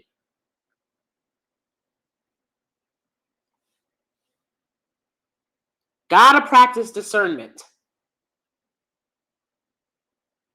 If a man wants to be in a relationship with you, he's going to show you that. You don't have to buy him gifts. You don't have to fly him out. Men know what they want. And that's why this guy knew he didn't want her. Let her do all this in the hopes that they were going to get back together for cereal or whatever. Let her do all of that. Took everything she had to give.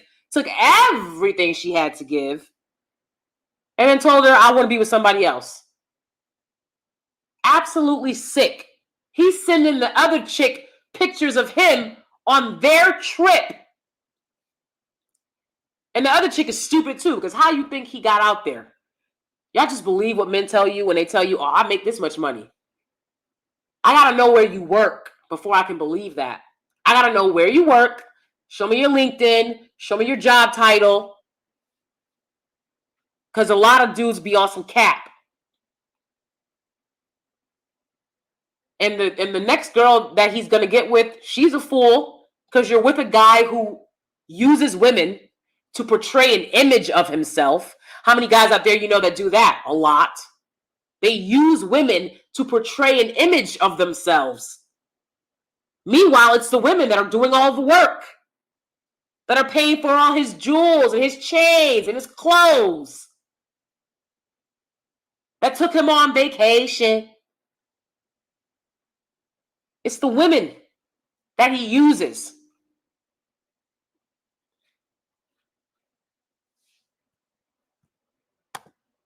Exactly. Hi, Fred DK. Hold on, guys. Give me 1 second. I'm going to come back and wrap this up.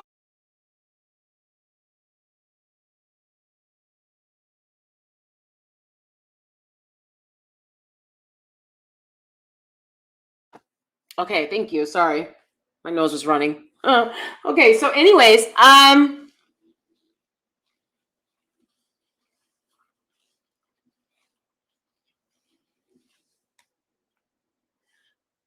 so many women will treat a man the way they want to be treated, especially Black women, because y'all are the group I see this with the most. You treat the man the way you want to be treated. And then you think because you did it, because you showed him this, that he's going to turn around and do the same for you. Sis, you could have went to Rome by yourself. Italian men are very attractive. Italian men are very attractive. You could have went to Rome yourself.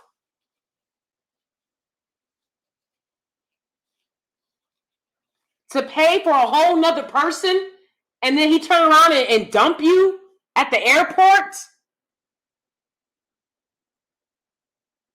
with this feminine text of his. You could have went to Rome yourself for all that. Stop treating men the way that you want to be treated. That's not how it works. So I tell y'all things from experience. I tell you things in hopes to help you. Do not treat a man the way you want to be treated. Oh, I want to go on and I want this and I want that, so I'm going to do for him. I'm going to throw him a big birthday party because I want a big birthday party. Then your birthday come around, he don't do shit for you. How many women have that story?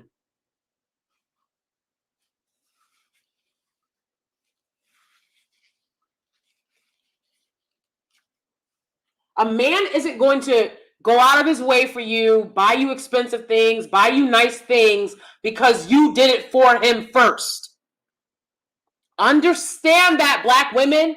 Because a lot of times y'all say, well, nobody didn't teach us and we didn't know and I didn't know. I'm telling you, I've been my husband for 12 years. He's a provider. He's not going to give up. He's not going to stop, okay?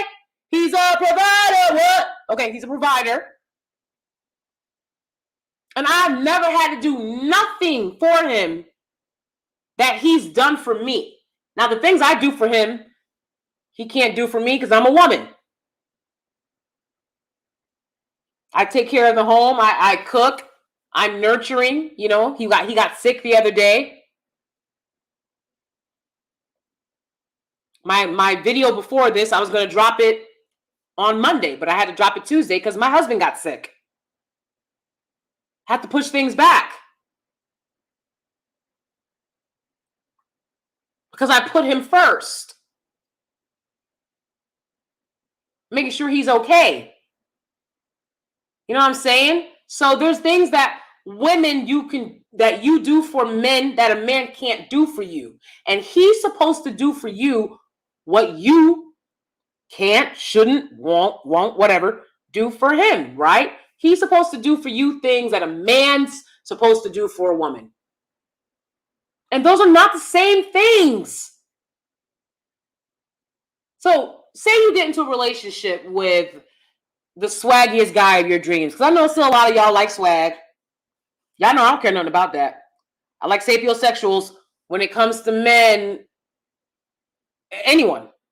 I like sapiosexuals. I'm a sapiosexual. They don't have to be, but I am. So the man has to be very intelligent. I have to see his eyes moving in a certain way. You know? I'll see women being like, I like when a man can teach me this or that. That doesn't make you a sapiosexual because you like if a man can teach you something. A sapiosexual is a certain level of intelligence that the person must have. And not you thinking that he's smart. I don't think that my husband is smart. Okay? The world has rewarded my husband because he's intelligent. I don't have to think my husband is smart. Everything he does proves he is a highly intelligent man. Of course, that doesn't include when he doesn't put his clothes in the hamper, when he wants to drop his clothes right next to the freaking hamper. That's not very intelligent, okay? You're going to have to deal with some things, okay? But I'm talking about overall, you know, as I said before, I met my husband in college and, you know, he was the guy at graduation that, you know, gets all the bells and whistles and all the, you know what I'm saying? Just a very, very highly intelligent man. So I like highly intelligent men. I think they're very attractive. Men that think. Man that created the wheel. You understand? That's the kind of man I'm into. Okay? Um,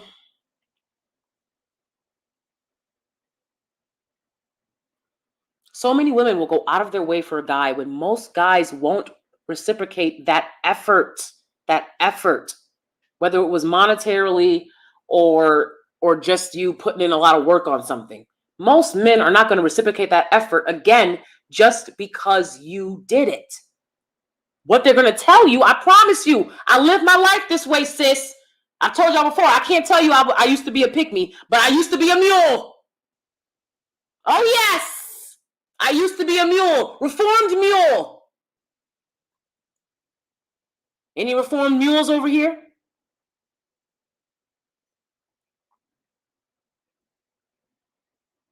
A man is not going to do anything for you just because you did it for him first. It's not the way it works. If he doesn't have it within himself to do, if he doesn't have it within himself to give, he's not going to. And again, I used to do stuff for people all the time, go out of my way for people all the time. With, yes, an idea of maybe when I need it, I did. Of course, you never expect the exact same thing. But you expect, hey, maybe when I need someone, when I need a friend, when I need a sibling, when I need a shoulder to fucking cry on, maybe they'll be there because I do a lot for this person. And you know what most people are going to tell you? You know what most people are going to tell you? Nobody told you to do that for me. That's the response you're going to get. Do nothing for no one unless you can afford it, unless you can afford the loss.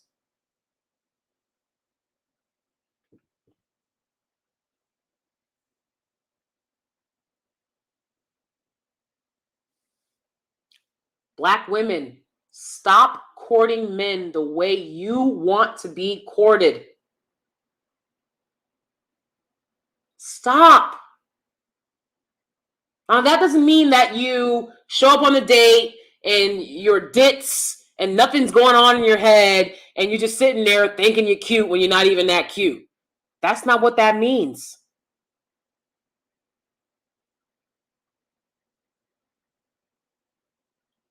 What it means is don't be flying these dudes out.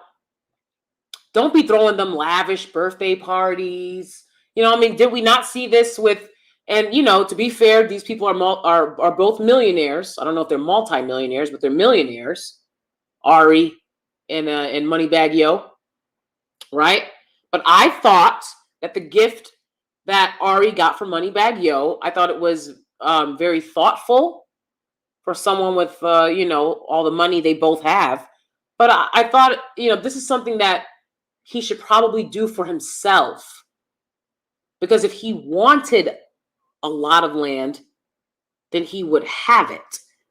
I've seen some videos of Moneybag Yo, and he's got a lot of cars.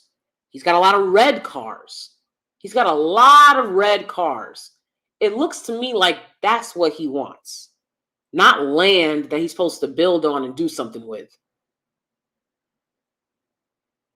He's a man. If he wanted land to build on and do things with, he would have invested into that, right? Instead, again, from what I've seen, he has a lot of red cars. He's got like a dozen red cars, okay? And I know they're supposed to be like really fancy cars, but they just look like toy cars to me because they're all red and like red and black and just looks like, you know, little boy cars or something. I don't know, you know. But anyways, I like Moneybag Yo. Y'all know that. I like his songs. I think he's funny. I don't like this, I don't like that, I don't like nobody. I'm like, same.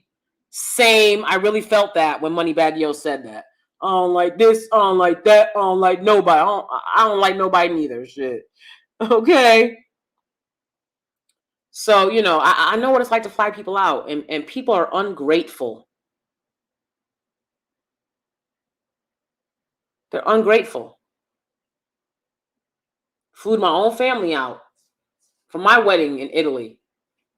And when it came time for them to get married, they didn't even give us an invite. They didn't give us a heads up.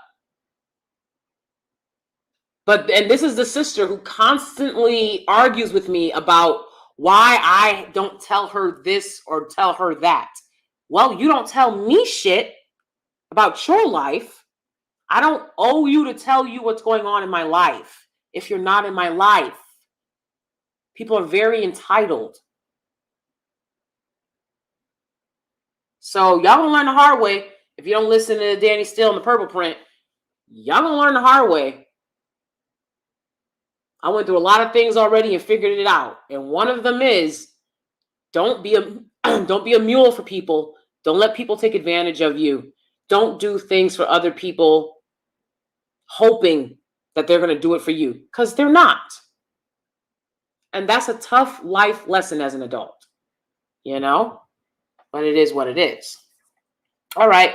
Well, I'm going to get ready to head on out of here, you guys. Thank you so much for joining me in this video and for being here. I really appreciate y'all.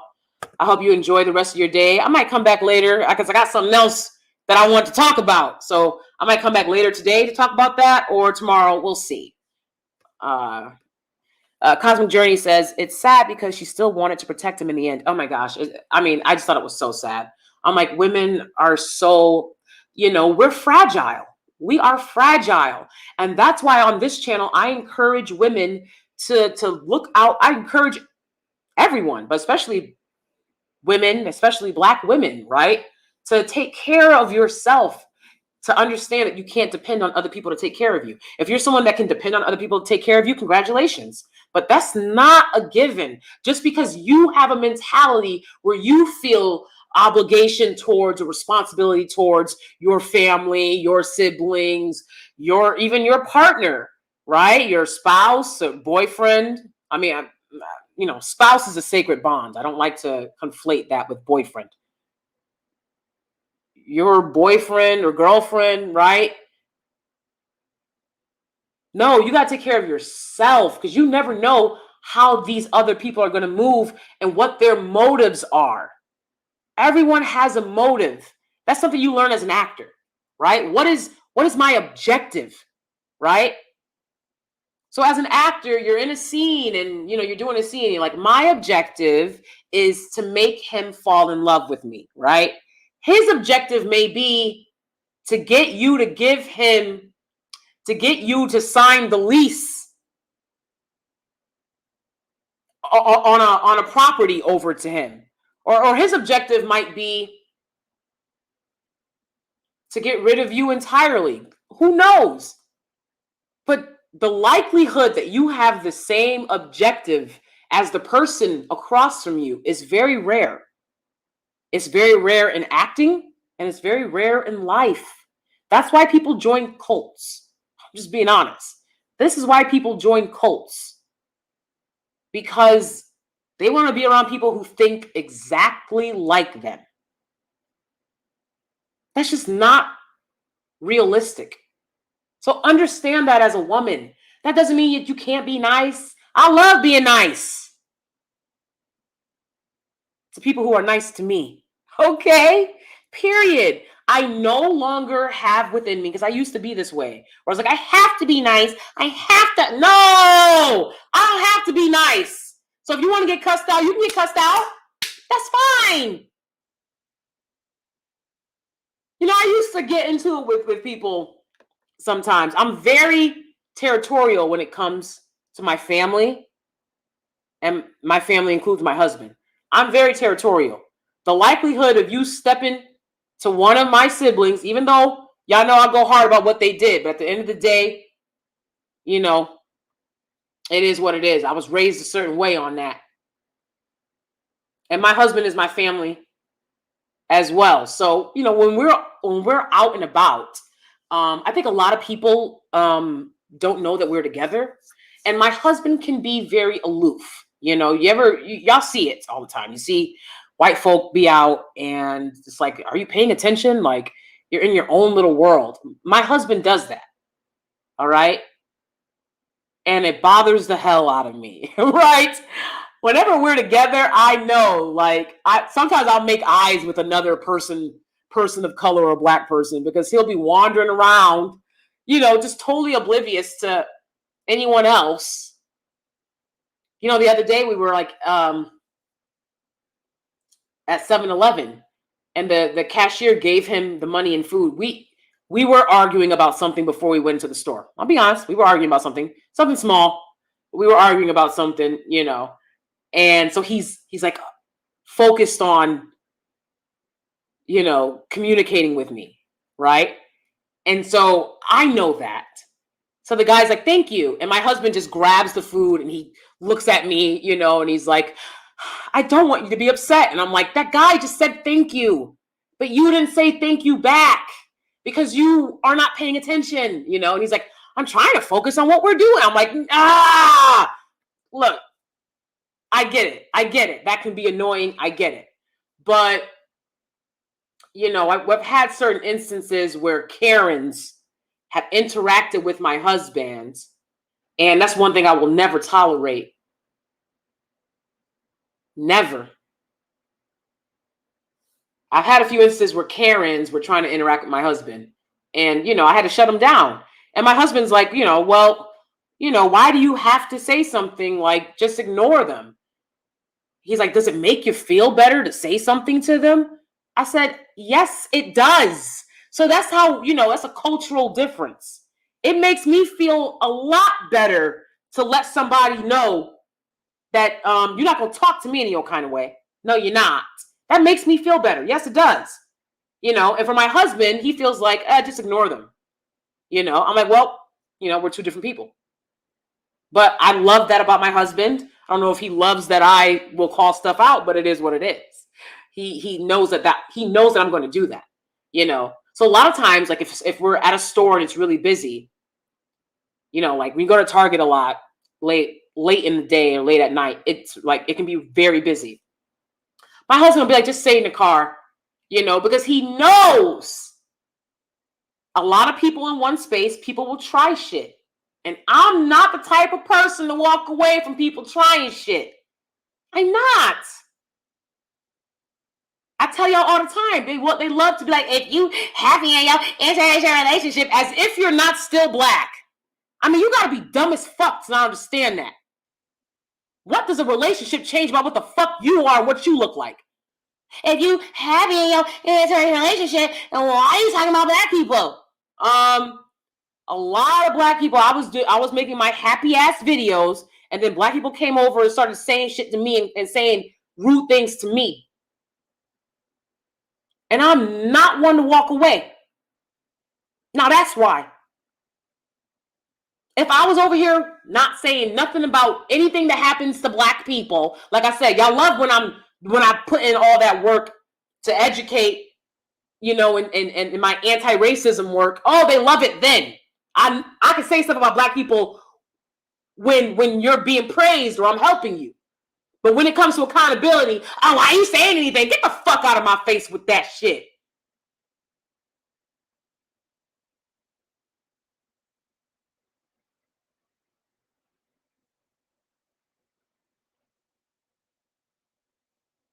But anyways, I've digressed.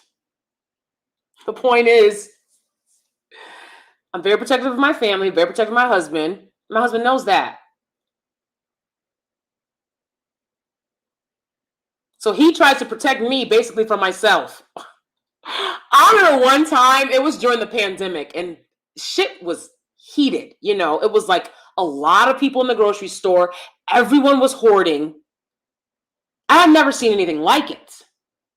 And this Karen bumped into me. And I was like, this Karen keeps bumping into me. If she bump into me again, she gonna get bumped. My husband was like, relax. Sure enough, we bump into this fucking Karen again. And I almost bopped her. I like instinctually, I was like, I was like Brad Pitt in Troy. I was like, Sparta! Like, or was that 300? Anyways, okay. And my husband had to be like, calm down. Like, because Hey, it is what it is. I grew up in very rough situations. Grew up in the hood. If I see danger, I'm gonna protect myself. I will protect myself. Okay. Shit. Cosmic Journey says, I had to set boundaries because family friends were taking advantage of me. Yes, you do have to set boundaries. You do. If you have a giving heart, understand these people are going to take. So you, as a giver, must set your boundaries. You got to protect yourself. I had to explain that to my husband. I was like, if you give to my family members, they're going to think that you are here for the purpose of giving to them. And I'll be damned.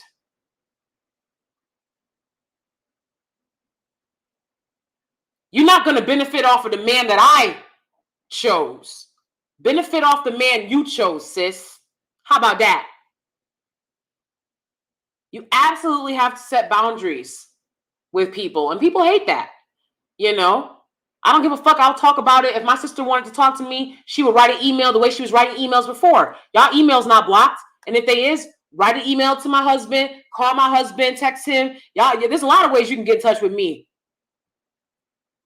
But what you're not going to do is leave a message talking about something. Oh, hey, let's catch up. No, you're not. And I will never interact with any of them the same way that I've interacted with them. Never. I've told y'all before, both my family and my husband's family switched up because they were mad about our interracial relationship.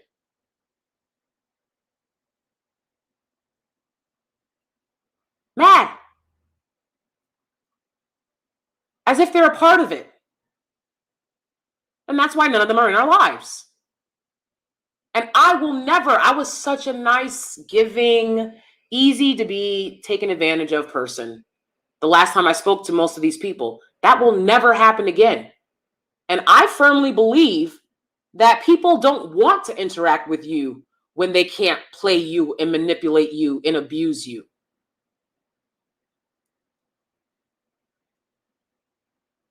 But yeah, if there's not apologies, people got their feelings. You don't forget. You build walls. If you don't apologize to me, I will never fucking talk to none of y'all again. And I will continue to talk about you. Believe that, because you are fucking content to me. That's what you are. You're content. I need content.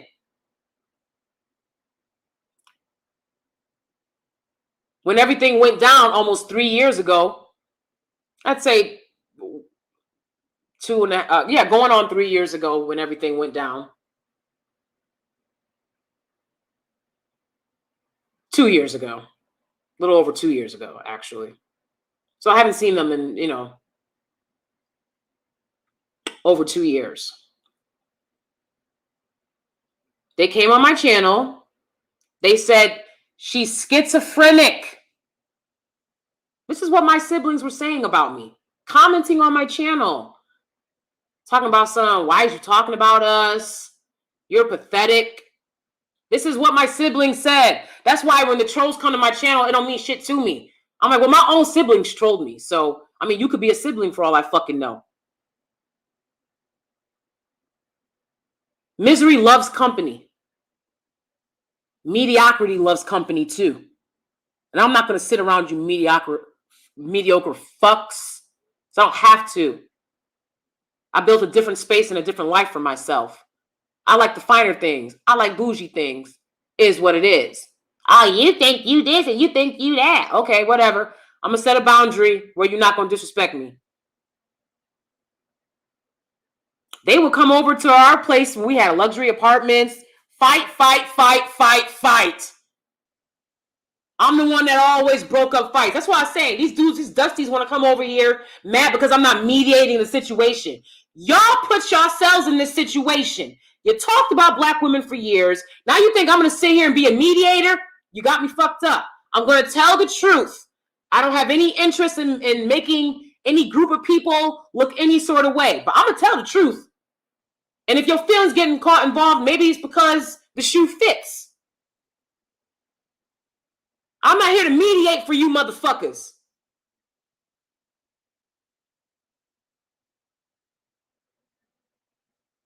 One of the last times all my siblings had gotten together, this was years ago, probably going on 5 years ago, when we were all together.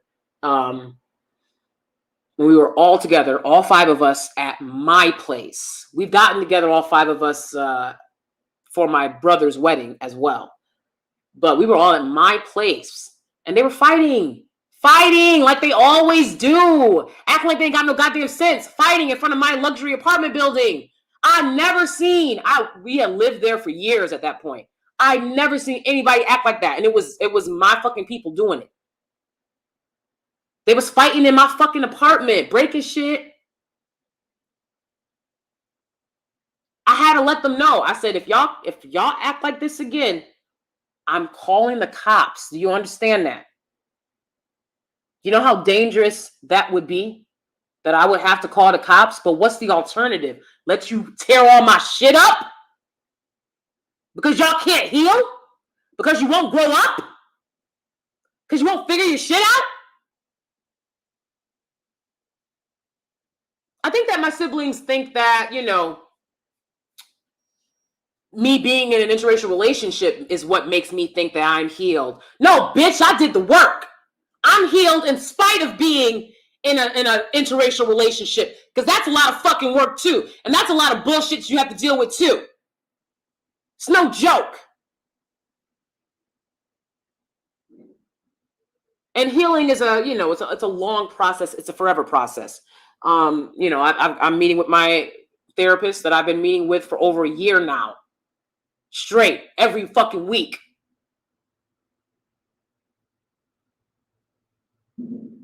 Went to therapy my whole life, and a lot of talk therapy can be bad for you. A lot of these therapists are not equipped. Even my therapist now, I think that she's a nice person, but I have to be honest. A lot of times, I don't feel she's equipped to handle to help me through a lot of the issues that I've gone through. And that's one of the reasons I come on here. If I wasn't working with her, I wouldn't come on here and tell other people what they should or should not be doing. It's people coming on here in states of manic episodes. They are literally in the throes of a manic episode. And y'all will listen to them like what they're saying is some prophecy. And I'm telling you, these people are manic. A lot of them. Okay? I grew up rough. I know mental illness when I see it. I know addiction when I see it. A lot of YouTubers are dealing with addiction. They're dealing with mental illness. And they're coming on telling y'all that they're God's gift. So you gotta understand that.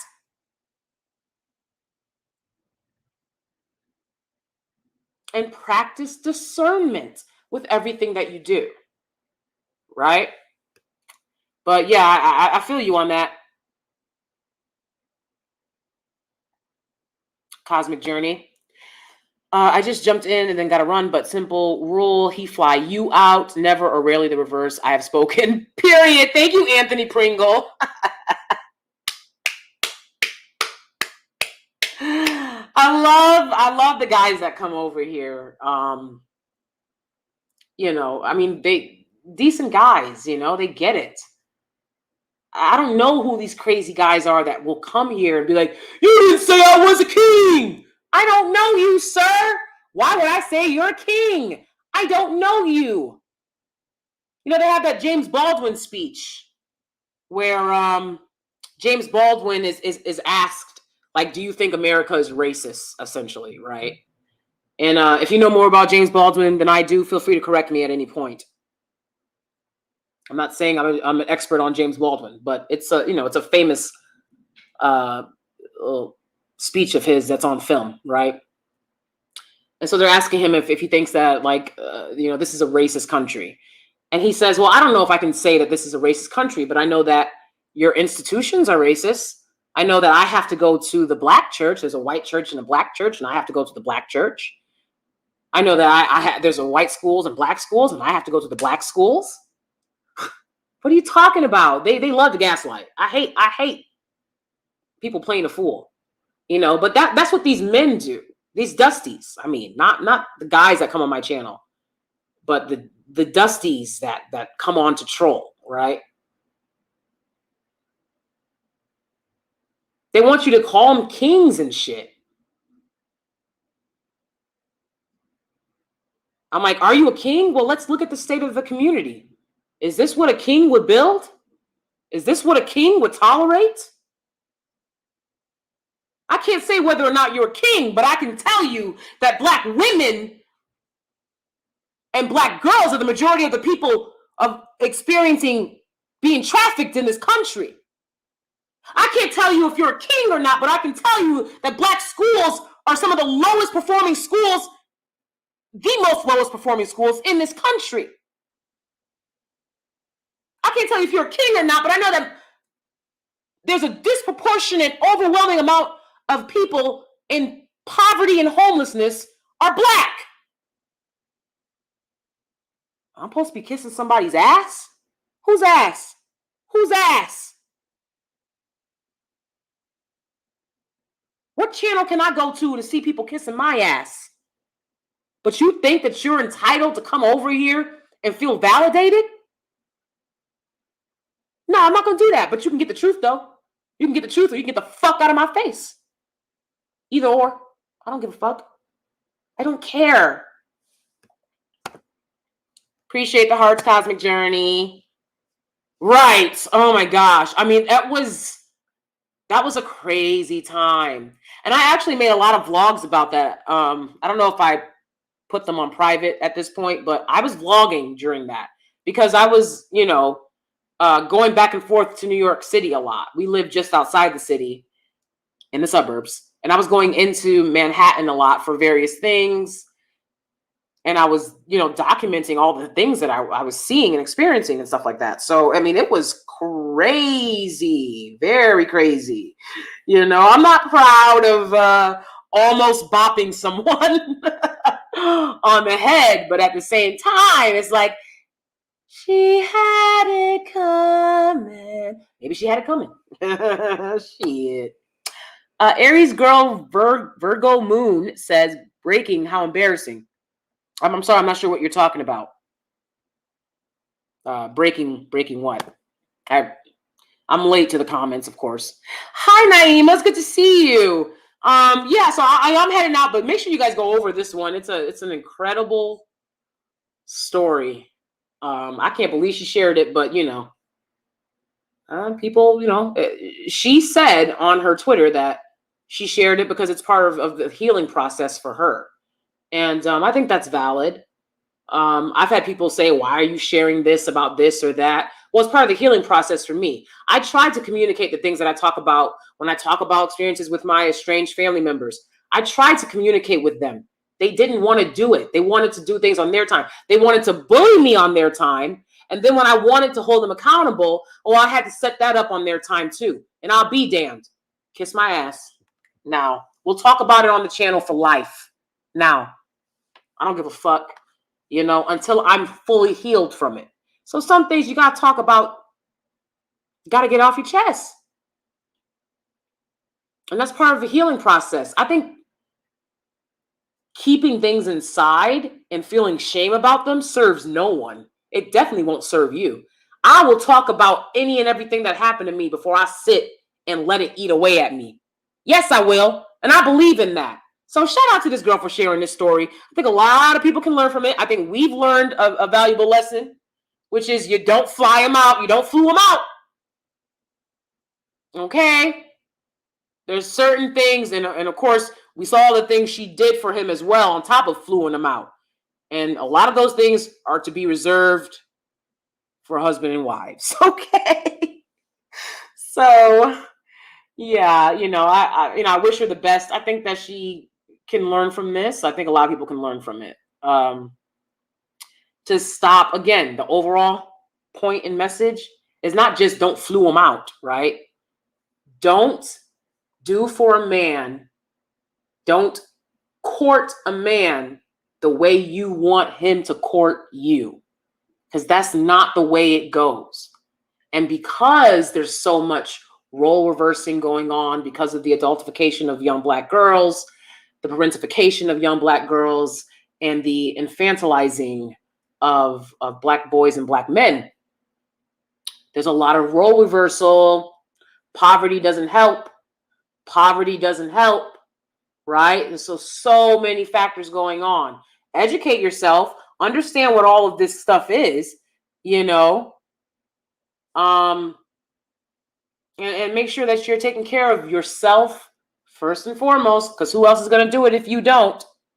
You know, and I know you might feel like, well, I feel bad to take care of myself first and foremost. You know how many years I spent just feeling bad that I lived in a safe place? And I still, like, you know, it's like, is anything safe? I watch a lot of crime shows, so apparently not. But you know what I'm saying? Like, I don't live in these dangerous behind neighborhoods anymore.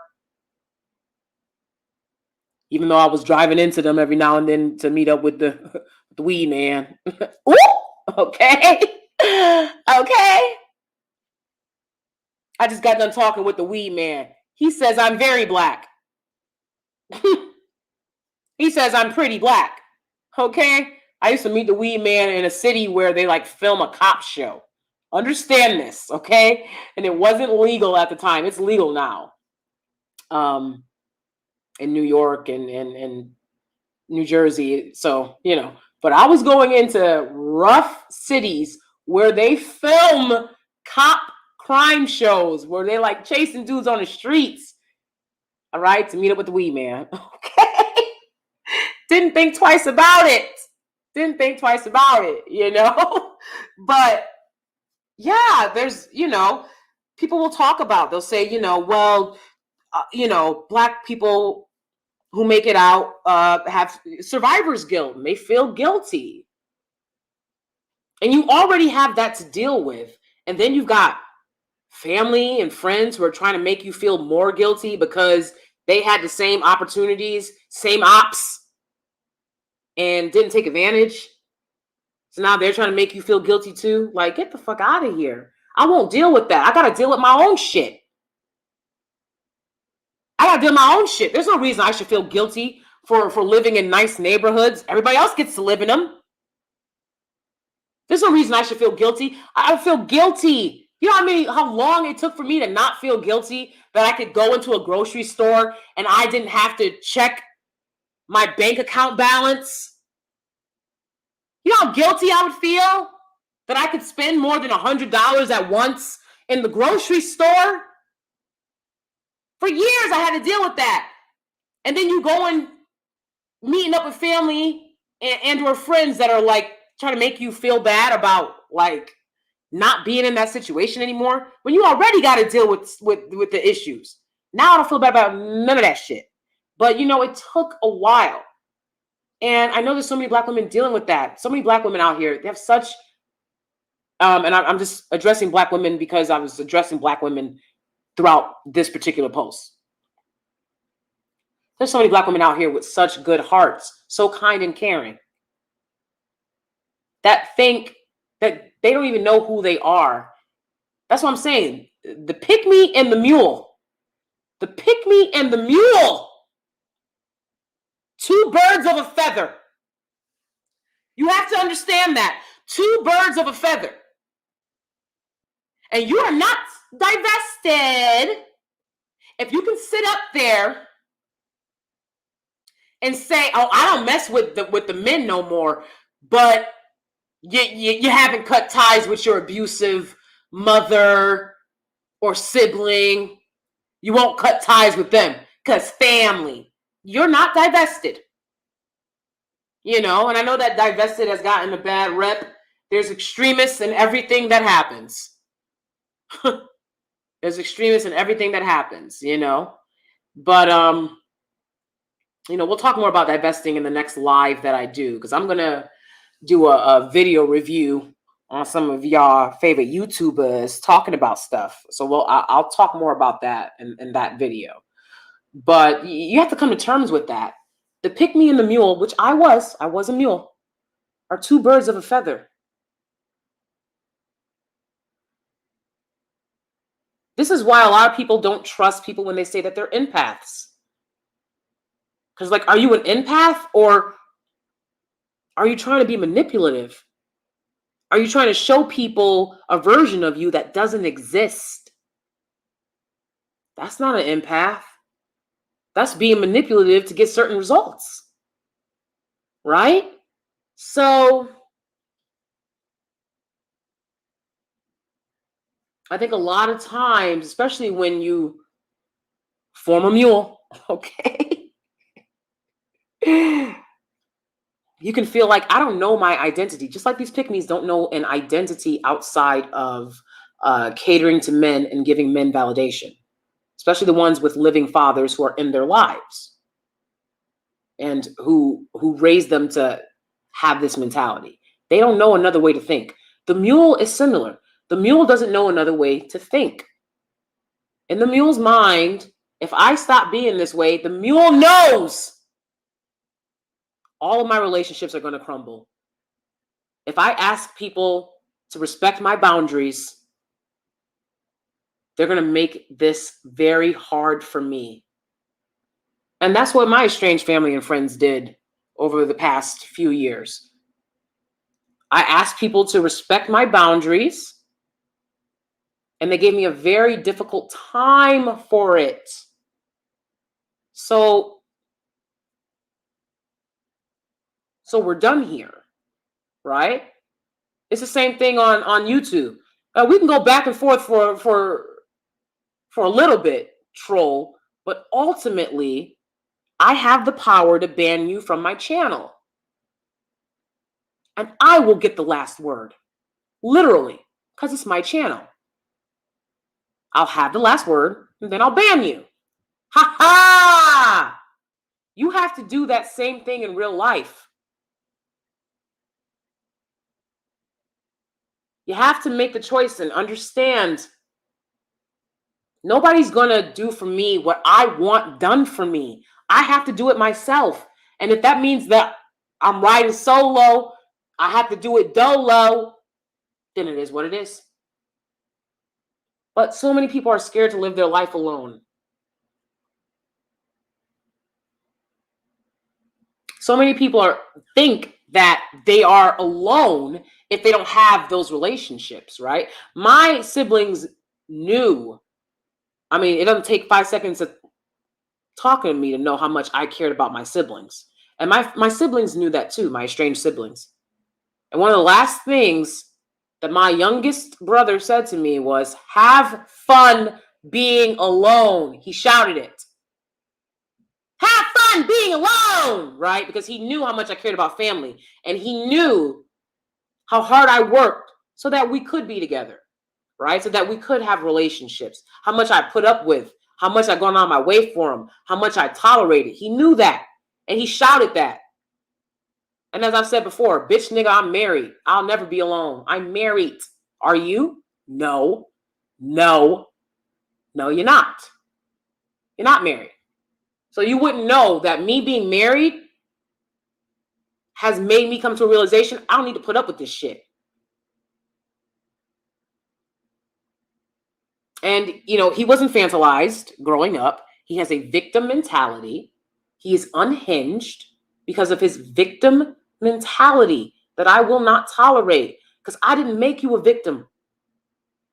Now, you might feel like a victim, but I didn't make you the victim that you feel like. People will do that shit on Twitter too. Well, they said this to me when I was in high school, when I was in grade school, when I was in grade school. I can't make up for you what a 5-year-old said to you. What the fuck do you want me to do about that? Y'all gotta find therapists that take insurance. That's what y'all gotta do. It's a lot of work to find a therapist that takes insurance. You'll have to find a therapist that takes insurance. Okay? Instead of lashing out at people who didn't do anything to you and expecting them to make up for what other people have done to you. It's not going to happen. So, yeah. Pandemic is the best thing that ever happened to me. All the toxic family in my life dropped off, and I don't have to deal with him. Plus, I got my license as a phlebotomist. Really happy about the future. Good for you, Melinda Sadler. I'll have to look up. You can tell me now if you like as well. But phlebotomist, that sounds interesting. Is it something to do with plants? I assume. I don't know why I'm like it's plants or booty. When I botomist, I'm like, is it plants or something about the booty? But that's awesome. I'm sure it's plants. Okay. That's awesome. And you know what? That happened to a lot of people. Happened to me. Happened to me. You know, and I was like, if y'all want to fall off, fall off. Fall off. You ain't changing shit around here. We going on vacation again. End of the month. I'll be on vacation at the end of the month. Money that I would have wasted having to board our pets and travel and to be around people who think that they're going to passive aggressively project onto me because they're not healed. I don't have to deal with that. I'm going on vacation. We'll be on vacation for about a week and a half. On vacation. All right. Out of the snow. Yeah. On vacation. Okay. And I will definitely be bringing you guys along for that one. Just like when we went on vacation to Miami earlier this year. Okay. We're focusing on ourselves, our lives. I'm focusing on myself. Look, how people behaved throughout all of this, it was kind of crazy. I had people throwing shade at me. They got their friends to not like me. And now those people are back on my social media, liking and watching my stuff. But you literally turned other people against me. Now you're back because they can't stay away. Haters can't stay away. Shit is wild. Shit is wild. Oh, it means you draw blood. Okay. Okay. Thank you, Melinda. You know, like I said, I'm a sapiosexual. I love smart people. I don't claim to be the smartest, but you know, I work on it. I value education, and my hope is that, you know, I know that I Am Steph Co was also a teacher, and I like her channel. You know, I'm hoping that you guys will start to value education. Obviously, you value education, Melinda, but I just mean the viewers in general, especially Black people, that we start really valuing education. I told y'all before on a previous live, Black women love to talk about being the most educated group, but your dating choices don't reflect that. Your dating choices don't reflect that. And I don't want to hear, well, what's available, because what's available is the world. What's available is the world. And so if you've limited your world and you've limited your options, what the fuck did you get all those degrees for? What are you doing with that education? Because it don't look like you're thinking critically. It don't look like you're thinking critically. And education should change the way you think, where you don't just accept information coming at you because it's coming from that same source, the Bible, your parents, you know, the government, whatever. People telling you who you are and what you should do. And education should make you understand, now I have to educate myself even further. There are more questions that need to be answered. That's what an education should elicit within you. And the fact that it doesn't makes me believe that y'all not in school for an education, but you're in school to go hang out with people. Or you're in school to flex and floss that you did it. That's not why you go to school. You go to school to learn. And if you were learning, y'all would move differently. And y'all dating choices wouldn't look the way that it do. Y'all dating options, y'all dating lives, y'all married lives or lack thereof, it wouldn't be this way. Please use y'all educations to practice discernment and critical thinking. Please start doing that.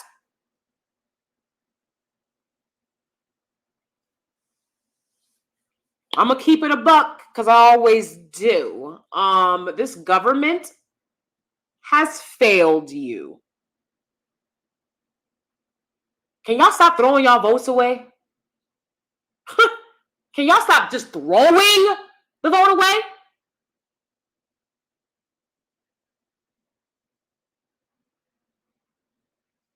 Well, we got to vote for somebody. We got to do.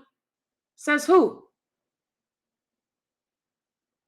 My ancestors died for me to have the right to vote how I choose, who I choose. Not to be told how to vote by a party who's never done anything for you.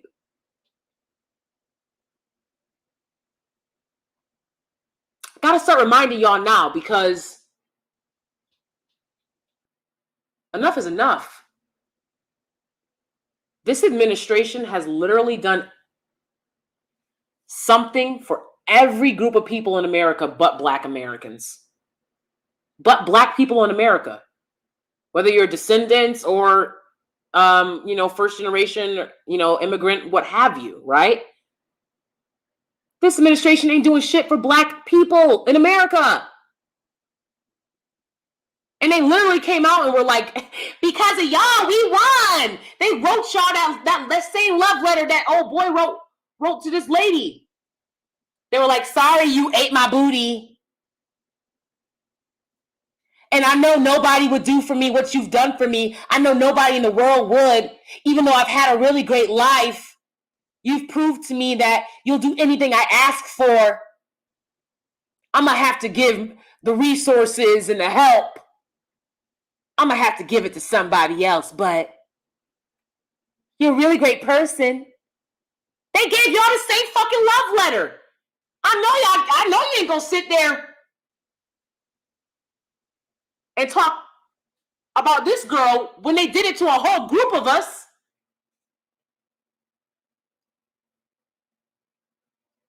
And it don't matter what happens. People want to jump on and talk about the same shit. Look, as the elections are coming up, let's start focusing on tangibles. Okay? Anybody that's not talking to you about tangibles is an op. And that's just point blank, period. Too many of my people are suffering. Anyone that's not interested in tangibles for Black peoples in America is an op.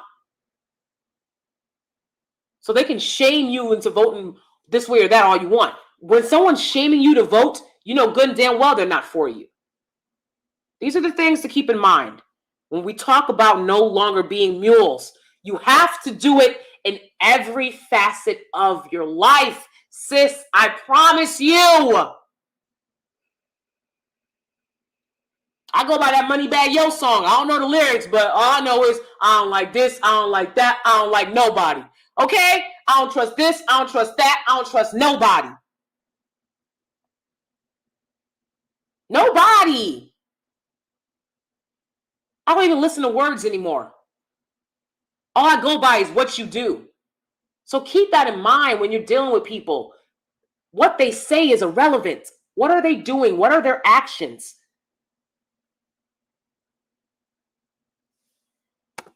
Naima says, Black women have always been selfless, but now the buck stops here. Period. Period. And people be like, you really gonna do that? You goddamn right I am. I'm gonna tell you like Mr. E told that clubhouse room. You goddamn right I am. Okay, you goddamn right I am. Buck stops here. I've done enough for a lifetime.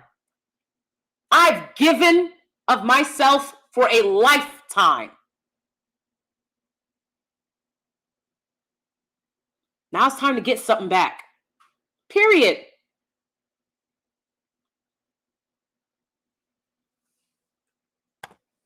Yep, people don't like Candace Owens, but she was right about one thing. Got to get off the oh God. I don't like her either, just to be honest. I don't like her either. And it's a shame that because she does have some good points, but it's always overshadowed by her, just a lot of other ridiculous points that she has. You know what I'm saying? And it's not lost on me the fact that Candace Owens doesn't know what poverty is. It's not lost on me the fact that Candace Owens doesn't know what it's like to be poor. It's not lost on me the fact that Candace Owens doesn't have to worry about her family that's in the ghetto, her family that's struggling from paycheck to paycheck. It's a lot of people in America that would tell Black people, shut the fuck up, because at the end of the day, it's not their families that they have to worry about being trafficked, succumbing to institutionalized racism, being homeless, living in food deserts. It's not their family. Now, I can distance myself from the toxicity with no problem, but I will never stop advocating for people who need help. I'm not going to do that.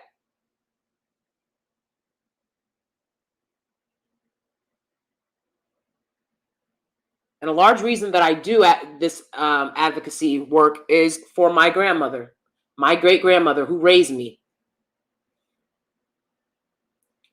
She grew up poor, and she worked harder than anyone I know. She worked harder than Elon Musk.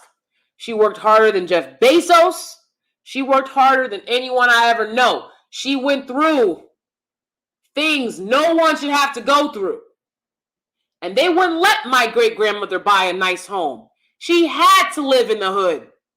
That was how they set shit up here. Now, after generations of making sure your grandmama, your granddaddy, your mama, your daddy, your great-grandparents, after making sure they had nothing, now they want to tell you, oh, you can come buy a house. Yeah, go buy a house. Go buy a house. Well, nobody's stopping you from buying a house. You'll just need the money and the credit, of course. So I have to compete with 400 years of a head start? I have to compete with 400-year head starts? See, I had to do that my whole life at PWIs. Now, I'm going to be honest with y'all. A lot of people here want to say, I don't want to talk about racism. I want to deal with racism. You didn't have to deal with racism because you never grew up around non-Black people. You were never around non-Black people. You were never around people more wealthy than you to experience racism, to experience classism. So you have the luxury of saying and believing and thinking that there's a magical world where this shit isn't affecting you as a Black woman. You have the luxury of that.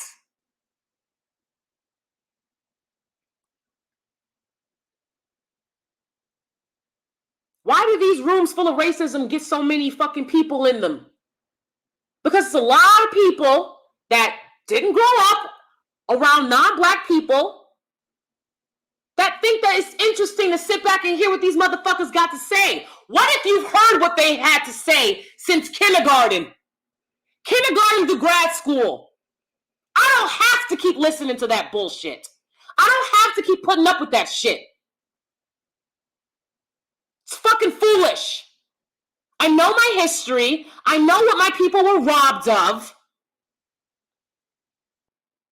My great-grandmother was robbed of her status as a Cherokee Native American because she had Black in her. My great-grandmother that raised me. Because her father was Black.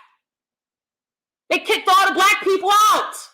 Now you got a bunch of white people walking around calling themselves Native American.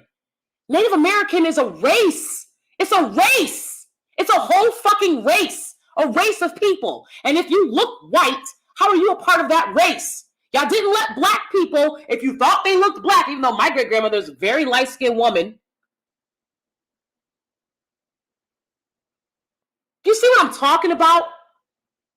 The constant othering of Black people. And then they want to sit there and look you in the face, people like Candace Owens, and be like, well, I mean, everyone's having an opportunity here. Bitch, what the fuck is you talking about?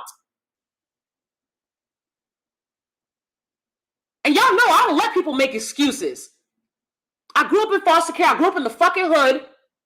I got one shot in life God gave me. One thing. And I've told y'all this story a million times. Eating at a soup kitchen with my mother. Eating at a soup kitchen. That's how poor we were. And the nuns saw us in the soup kitchen and offered us scholarships to a private Catholic school. That's the only thing God has ever given me. Now, a lot of people went to private school with me. They ain't doing what I'm doing. I'm just keeping it a buck.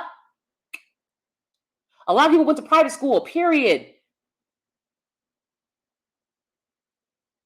And that didn't make them successful. So I used every opportunity I had to break these generational curses. And I'll be damned if someone who knows nothing about that wants to sit up and try to gaslight me. It won't happen. A 400-year head start, what's more of a handout than that?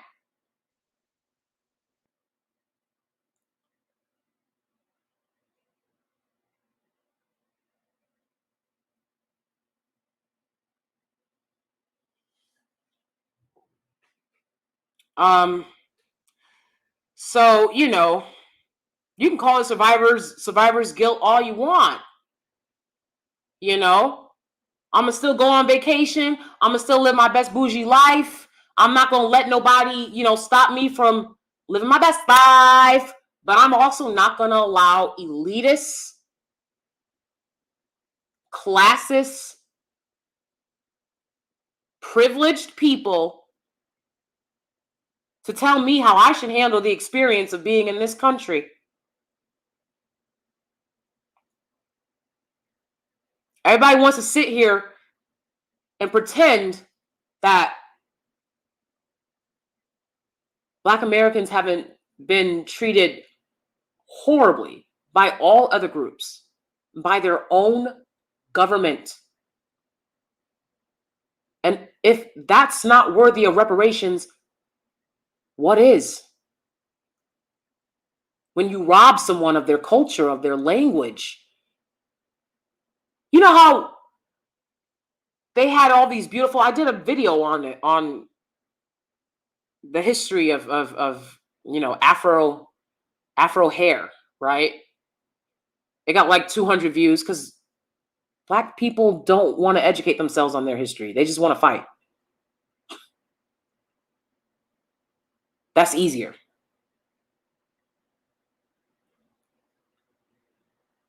In Africa, before colonization, everyone's hairstyle was based on who they were, class-wise, woman, man, what their profession was.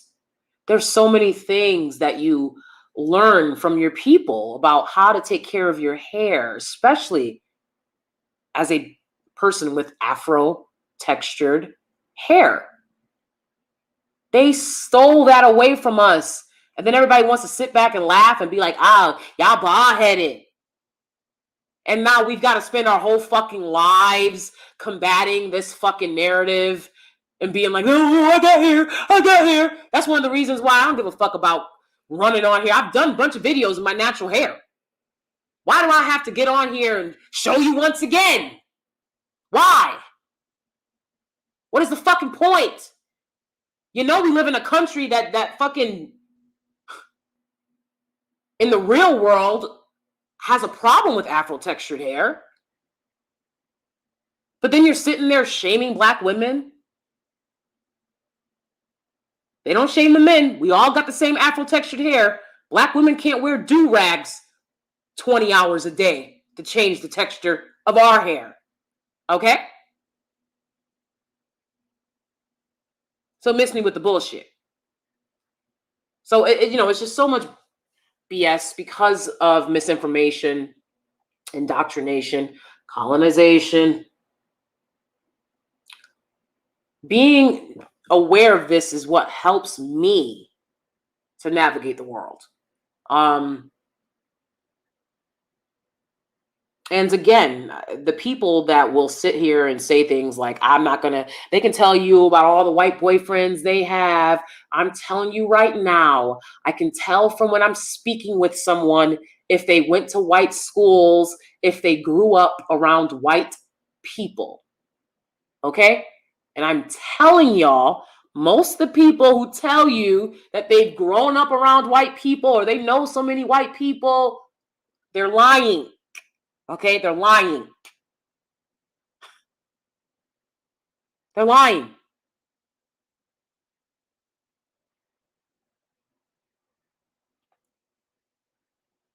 Because most black people that grow up around white people are not in these spaces.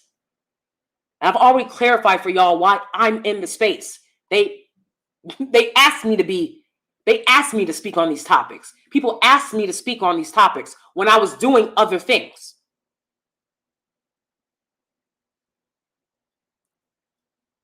People thought they was going to bully me. You ain't grow up rough, worse than me. You know how many people will come and be like, they're from a different country and they'll be like, oh, I grew up more poor than you. You don't know what poverty is in America.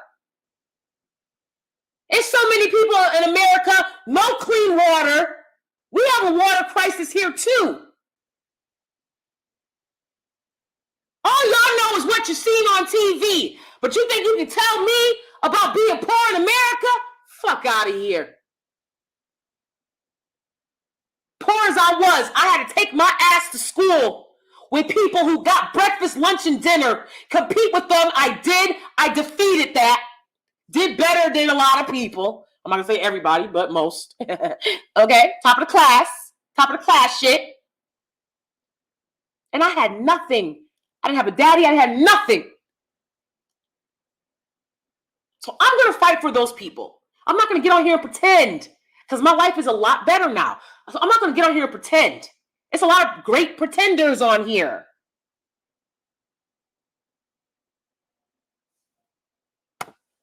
Alexander Brandon says, black men are saying that other races of men don't want black women. Shaking my head.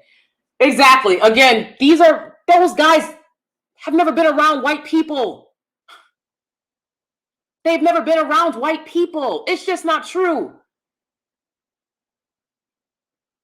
I don't know why they keep saying it. You know, and I don't know if you guys remember, there was some guy that came to the channel before, several lives ago.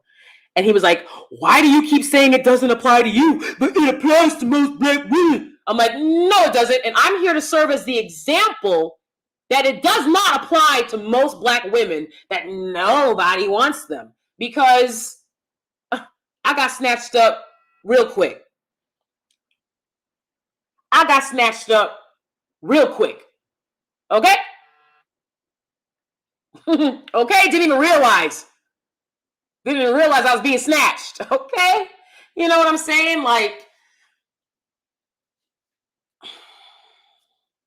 it's just crazy how people create, you know, a bunch of false narratives on here. Men want women. And that's, you know, more than ever, you know? And when they come over and they find out how we season this food, okay? They find out how good the seasoning is, okay? You know, I think more than ever, you're seeing people get together because of base attraction. You know, I'm attracted to you, not based on, you know, the parameters that people place on themselves. I think those are falling apart. And we have to look at the reality of the situation, the reality situation being that it's been estimated, I believe by the US Census, but it's been estimated for years now that the US population will be largely a POC nation, right? By like 2050, very soon, okay? So y'all got about 25 more years to pretend like we have to live by these parameters. And that's why I tell you guys, you know, there's good people everywhere. There's bad people everywhere. We're going to keep it real here. I grew up around all different types of people. wealthy, poor, rich, black, white, Asian, Hispanic.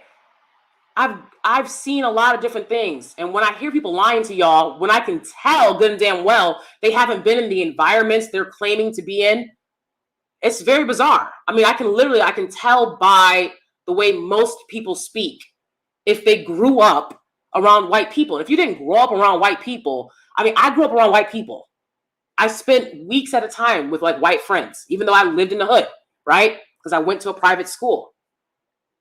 If you didn't grow up around white people, how can you say you know white people because you're dating a white person? You've dated a white girl, or you slept with a white girl, or you had a white boyfriend. That doesn't mean you know white people. I'm not going to say I know white people, but I know them better. I know better than most black people speaking on it. Okay, so just keep that stuff in mind, you guys. It's a lot of cap out here. Cosmic Journey says, yeah, watched your vid on Afro hair. It was good. Thank you, Cosmic Journey. I appreciate that. I just feel like empowering ourselves is the answer to the level up. It's the answer to divestment. If divestment is something you're interested in, it's that empowerment of education, right? I didn't know before I did that video all of the different things that I learned. So I learn along the way too. And I love that. And I want us, again, let's get into learning and growing and not having anybody play us. The muling days are gone. They are gone. Mule no more. Okay? Nagon 11 says, the reality is black men do want black women, and the numbers support that overwhelmingly. Okay, I agree with that. I don't know what a lot of the toxicity is, with the gender war. I don't get it, because I don't see y'all behaving that way in real life, even though I do, of course you can see how black women are not protected in this society. I mean, you can't ignore that. So, do black men want black women? Yes. But do white men want black women? Yes. Now, what are you going to do for these women? Right? Just like men want to know, what are you going to do for me as a man? Right? And what are you going to do for the women? All women want the same thing. They want resources. They want protection. They want provision. All women want the same thing. So y'all can't get mad at black women for wanting that too. You know what I'm saying? And it's just like, just do more for each other. I'm for people getting what they want and being with who they want to be with. And I want black people to be empowered. But we got to stop with all the lies, lying to each other and hurting each other. People are doing it for clicks. I will not contribute to that. Y'all know I'm about healing over here. And I'm also about keeping it real.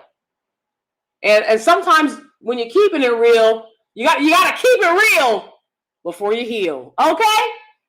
So, people get in their feelings. But again, I think that it's ridiculous to be on my channel when I'm a black woman, descendant of chattel slavery in America, and say, why aren't you doing this or that for who I identify with? I can only do for me and mine. That's why. Okay? I'm here to help everybody that I can. Okay? With my content. But what are you talking about? Why am I not doing for you if you're a man? I don't do things for men. Okay? But I know one thing that I've never done is perpetuate the toxicity that people are involved with on here. I don't do that. And you can really come over here and have a conversation about it. But again, I'm coming from the perspective of a black woman who is not male identified. And that's just period. Alexander Brandon says, Chris Logic is showing the white men, black women couples. I hope she shows Asian men, black women soon. I think that's great. I think that's great. I would see a lot of these couples when I got into my relationship with my husband. I see a lot of Asian men, black women couples. I'm gonna be honest. I think they're pretty fucking cool. Usually, when I'm like, this is a cool ass pairing. Okay. Um, I like to watch. I think I like to watch Asian men, black women vlogs more than any other type of family vlogs because, well, one, I watch Maisley, right? And there's another couple that I watch as well, and they have a son. And I'm very interested in how they get along with their cultural differences. I remember I was in a Twitter space, and it was a Twitter space or Clubhouse One, and it was about interracial relationships. Even though no one speaking or on the panel was in an interracial relationship at the moment, they love to be like, I'm not in an interracial relationship because all they did is sleep with someone of outside of their race, and it didn't turn into anything, right? So they're like, I only like black. I only like black. That's what the men and women will say. And I'm like, pretty sure you slept with someone that wasn't black, but okay. Okay. Anyways, I like to see how, and there's been Asian, I remember this one Asian man, black woman couple, his family disowned them. That's what I'm talking about. They're not popular though, right? They're not as popular as the other ones, right? It's great when the family accepts you, but here's the reality. That's not a guarantee. And his family disowned them. And they had to maneuver life and figure out life after his family had disowned them. Okay? I know a lot of I know black women who date interracially who never got married because if he got married, the family would disown him. Because there was a religious difference, right? Religion, race. People are not out here. Don't let Twitter fool you. You have no idea how closed off people are until you engage in an interracial relationship. And that's one of the reasons why I don't advocate for any particular person for a black woman. Because, for your whole family, me and my husband had to go through that. Like, goddamn, none of y'all who I thought y'all were, because you have an opinion about my fucking partner. Now everybody on some new shit. When I know good and damn well, everybody here has been with a person outside a race. I don't care if that's who you ultimately didn't end up with. I've been with one person. My fucking husband is my first boyfriend. Like I said, sometimes you make your next move your best move, okay? Snatched up. Okay? But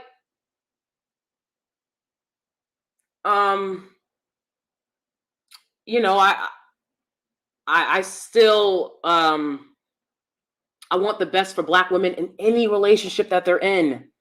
And the statistics show and prove that black women date out the least of any group. So that means that they're going to be with black men, right? So my advice is for black women in whatever relationship that they're in when it comes to making your next move your best move. Absolutely.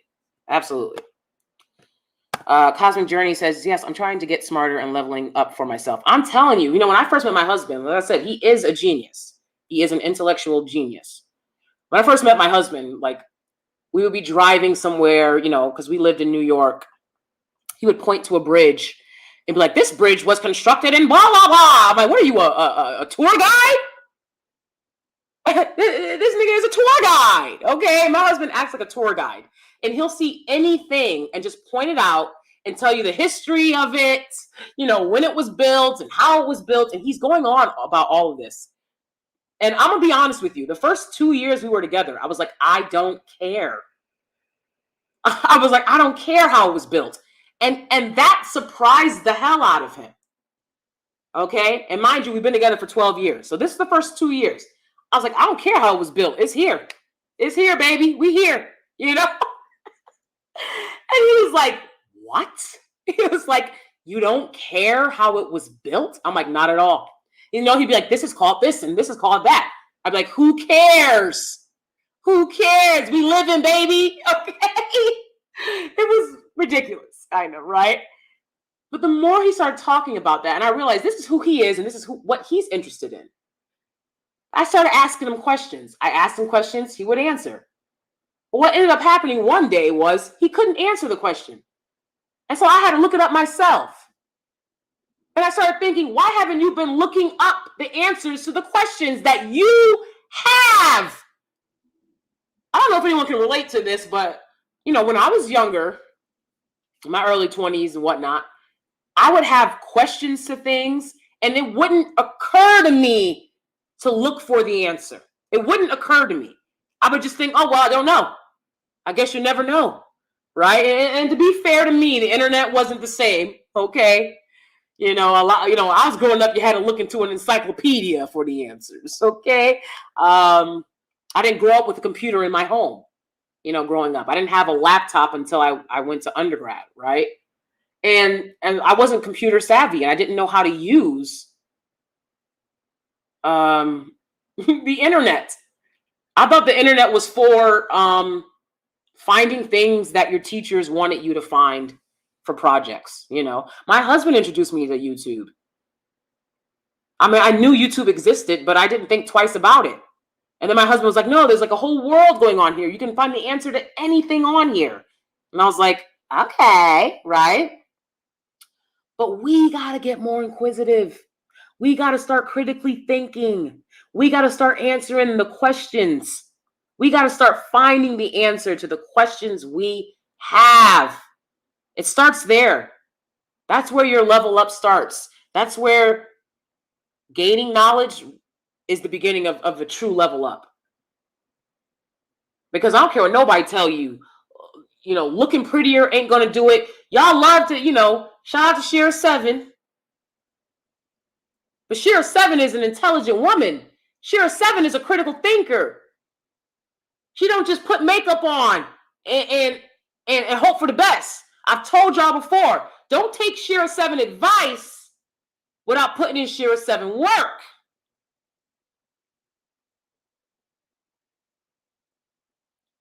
This is a woman that thinks very critically about things and strategically. And yes, she loves hair and makeup. Don't we all? But y'all pay attention to the hair and makeup part and freestyling. I'm trying to tell you, you want these top tier guys, be smart. Okay? Be smart. Cosmic Journey says, yes, I love your channel. Honesty and positivity. Thank you so much, Cosmic Journey. Thank you. Like I said, I know it's not, you know, what people are checking for. But I can't in good conscience come on here and be like, hey, you know, I can't do that. Y'all know if I get mad about something, I'm going to go off about it. I'm going to speak the truth. But I'm not going to do that. I'm not going to make life harder again. And I'm telling you the reason why I know a lot of Black people have never been around white people. White people, you know, I showed you guys on the community tab the conversation that these racists were having on Twitter about Black people, Black women, right? That got like 12 likes. Nobody cared, right? They want to pretend like it doesn't exist. And then they think they're going to get a quality man. No, what you're going to get is somebody who's going to make you understand that there's a lot of other problems in relationships. That's what you're going to get if you don't understand how to vet men based on whether or not if they even like, you know, Black people. And I'm not saying they have to love Black culture and all that other yah at all. But what I'm saying is most people believe the status quo, right? And the status quo is not in favor of the Black woman. So you got to keep that in mind when you're looking for partners. Okay? You got to keep that in mind. Is this somebody who's willing to make changes and listen to my perspective?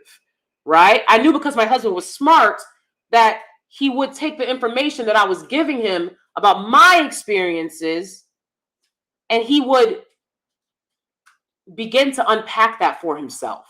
And that wasn't easy either. And I personally feel like we shouldn't have to do that. But that's one of the things that you end up having to do in these interracial relationships. So yeah, I just,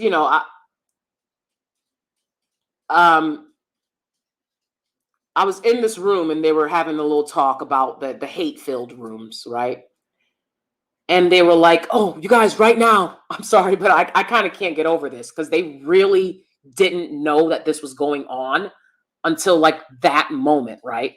They're like, oh my gosh, you guys, right now, that I know that there's like, like there was like racist people in the room just sitting there, just sitting there staring at them, listening to everything they had to say so they could use it against them at some point.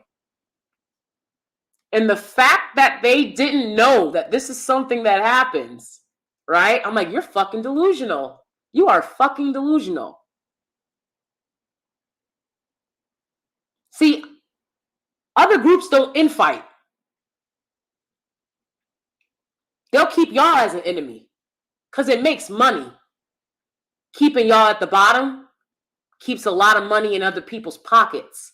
And then the way that you infight with one another, well, hey, problem solved. And I don't believe that when Black women are discussing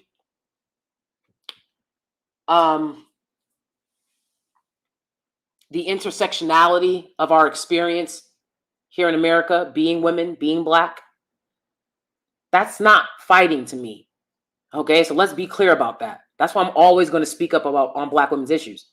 The fighting comes with the ignorance that comes after a Black woman states something. The fighting comes and all that back and forth stuff. Again, y'all set up a situation for yourselves where you didn't like Black women because Black women were doing what Americans do. So y'all love Black Americans to be like, I'm Black American. Well, in America, in the West, women have rights.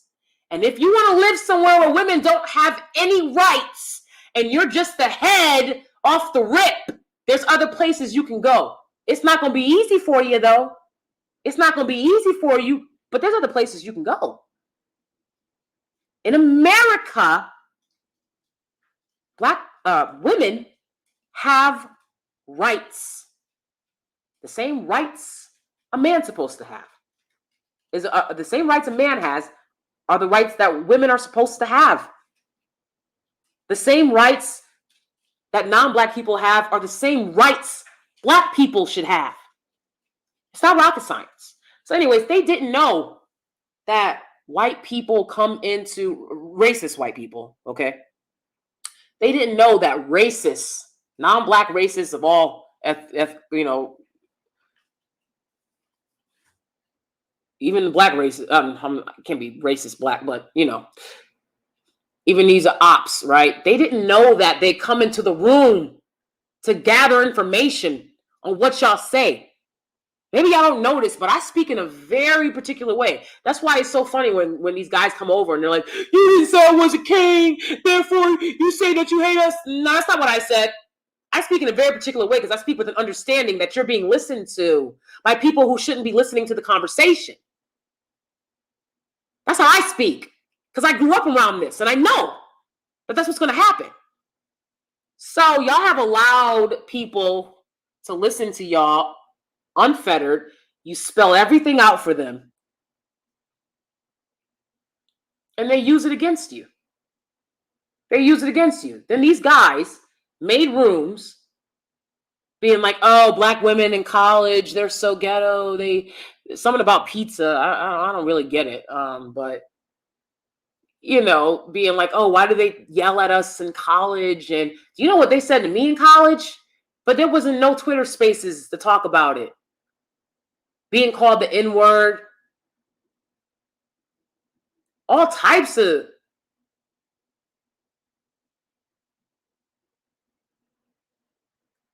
derogatory slurs You know what I'm saying? So, again, I operate from that understanding. Y'all don't even know that, like,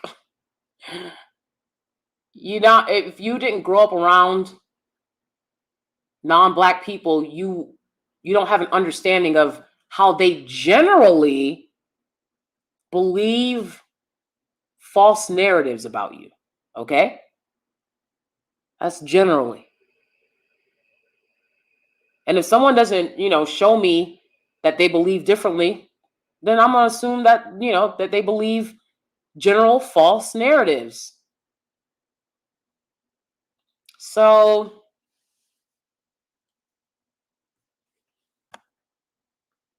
I'm not going to contribute to making life harder for any of us. This is why, there was a conversation of, well, ABS, African Booty Scratcher, made my life hard in elementary school, in middle school. And so how is us discussing what kids did to us in elementary and middle school, how does that make your life harder now? I didn't get to answer that question because I had shit to do. So let me answer that now. How are you making Black Americans' lives harder when you spew hatred against them because some kid said ABS to you, even when you're told multiple times this is just something that kids say? And we also, being of African descent, having dark skin, we were also called African Booty Scratchers. Okay? And now you have people that will troll you with that because you've shown everyone how much it triggers you. Understand that. It's not normal. It's not something that people say in real life. It's only trolling shit. But how does that impact our lives here? Well, what you're doing is you're making the gaslighting that Black Americans have to go through in this country, you're making it acceptable. You are making it acceptable for people who don't like Black people to say, nobody's doing anything to you. You guys are racist too. You guys do this. So that you guys can all say these things about Black Americans. And I don't know one other group of disenfranchised, marginalized peoples that y'all would have the audacity to target in that way. You wouldn't be allowed. But it's allowed here. It makes everyone's life harder. And if you're Black here, whether you're a descendant or first generation or what have you, that's making your life harder because you are discrediting all of the anti-racism work that Black people are doing by saying, oh yeah, they're bad. The kids were bad and they made fun of me. I get it. It hurts. It hurts to be made fun of. I've been made fun of my whole life. It hurts. Okay? You can't expect strangers to apologize to you for what you went through in kindergarten. You're going to have to learn how to heal. I get so fucking tired of those conversations, But yeah, anyways, so you see what I'm saying about how y'all make y'all lives harder for each other, and then you have no idea because you don't understand that non-Black people use everything you say will be used against you in a court of law. Why don't y'all understand that? Everything y'all say is used against you. God. And if you knew non-Black people, you would know that is what they do. They do that to justify not having to feel bad about the fact that the only people in America living in ghettos are Black people. They don't want to have to feel badly about that. So, everything that they can use, they will. And y'all give it to them. It's very sad. Very, very sad. And then people will come to my channel being like, oh, why you ain't say this and why you ain't say that? I don't have to say shit. I've already done enough. For me and mine, y'all have to save yourselves. Y'all have to save yourselves. And I give you the tools here to do that. But I'm here to save no one. I'm only going to try to give you what I've found has helped me. In my last video, I talk about racial esteem and racial identity. And historian Robin Walker talks about how Black people have very low racial esteem. This comes from the way that Blackness is portrayed and treated in this country. I can't speak for all the other places, okay? I can only speak for where I'm at right now. I don't have a low racial esteem. And that is why I will never be on here spreading hate. I don't have low racial esteem. I know my people's history. I know what we've been through. I know our glory. I know our greatness. I know how the chips have been stacked against us. I know all of that. At the same time, I'm not coddling men. Get over it. At the same time, it's not my job to make sure you as a man look desirable, especially when you're not doing it for me. Now, go ahead and drop links of all of the guy channels that are showing you how attractive and desirable, of all the Black men channels that are showing you how attractive, desirable Black women are, how they're worthy of protection. They're like, you want protection, but you didn't go with a Black man. I went with the man that asked me to marry him. Yes, I did. Yes, I did. My options are open. So it just is what it is. I'm sorry that y'all don't work with that understanding. We're in America. Y'all love to talk about how we're in America. We in America. We're in America. This is a multi-racial, diverse country. I didn't limit myself when it came to making friends. Y'all don't limit yourselves when it comes to being business owners and who y'all hire. Y'all don't limit yourselves when it comes to getting a job.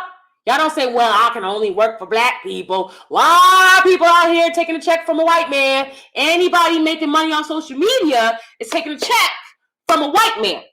Anybody making money on social media, their entire existence is dependent on a white man. Okay? So you didn't build the world you want. And now you want people to operate in a world where I as a woman, I'm only here for this. I'm here for myself. That means the world is my stage. My options are open. Okay? At the same time, I know my history. I'm not going to let nobody fucking play me. It's just that simple. Nagone says, also, there is no gender war. It's going on in this sector of YouTube, but on the streets, there is no war. If men are on their purpose, they're going to improve themselves. There's no battle with women. Again, I agree with you on the fact that I don't feel some type of gender war when I'm in New York. I'm in New York City. I interact with people every day. I don't feel some type of gender war going on between Black folk. I don't. But if we're looking at the trafficking, the femicide, that's a different type of war. And yes, these are things that happen in every community. But again, I told you guys earlier in this live, Black women are disproportionately affected by that. That means that if Black people, who are 13% of the population of America, if we had the same population as white people, if we were 60%, 65%, 70% of America instead of 13, white women dying in child labor, the maternal death rate for white women, the trafficking, domestic violence, Black women's numbers would be 3 times that of white people's, right? 3 times it. Why is that 3 times there? Why is that 3 times there? Now, I know that poverty plays a large factor, but I also believe that lack of knowledge of self, lack of knowledge of your history, Black people, is a major cause. Because if you don't know yourself and all that you know about yourself is what American TV has told you, the American media shows you, what your teachers told you, that's all you know about yourself, you're going to treat each other poorly. Again, go back and watch my last video, the video before this, and that is talked about in much greater detail, and it's why I made the video. It's also about Jada Cheese, if you're interested in her, okay? I like to give y'all something of everything, keep you entertained, but I value education here, and I believe that if we focused on valuing education, again, not going to school, not getting degrees, education, educating ourselves, that we would be doing a lot better. Absolutely. But I'm not going to pretend that, I mean, you're absolutely right. I don't, the visceral that is in these online spaces, I don't feel that when I'm out and about. But again, we got to look at these numbers. Why are these numbers so high? They're also very high for Native American people. And I think that, and they're also very high in South America. And again, these are all places and peoples that are dealing with the effects of colonization, poverty, and miseducation. Let's work on that, y'all. Let's work on that. Absolutely. I appreciate your viewpoint, Nagon.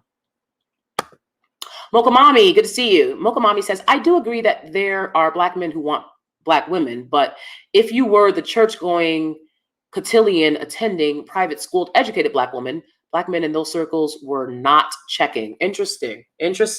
That's very interesting to me because, and I would love to hear you talk more about the cotillion culture, Mokamami, because you seem to know a lot about that. And I don't know a lot about that.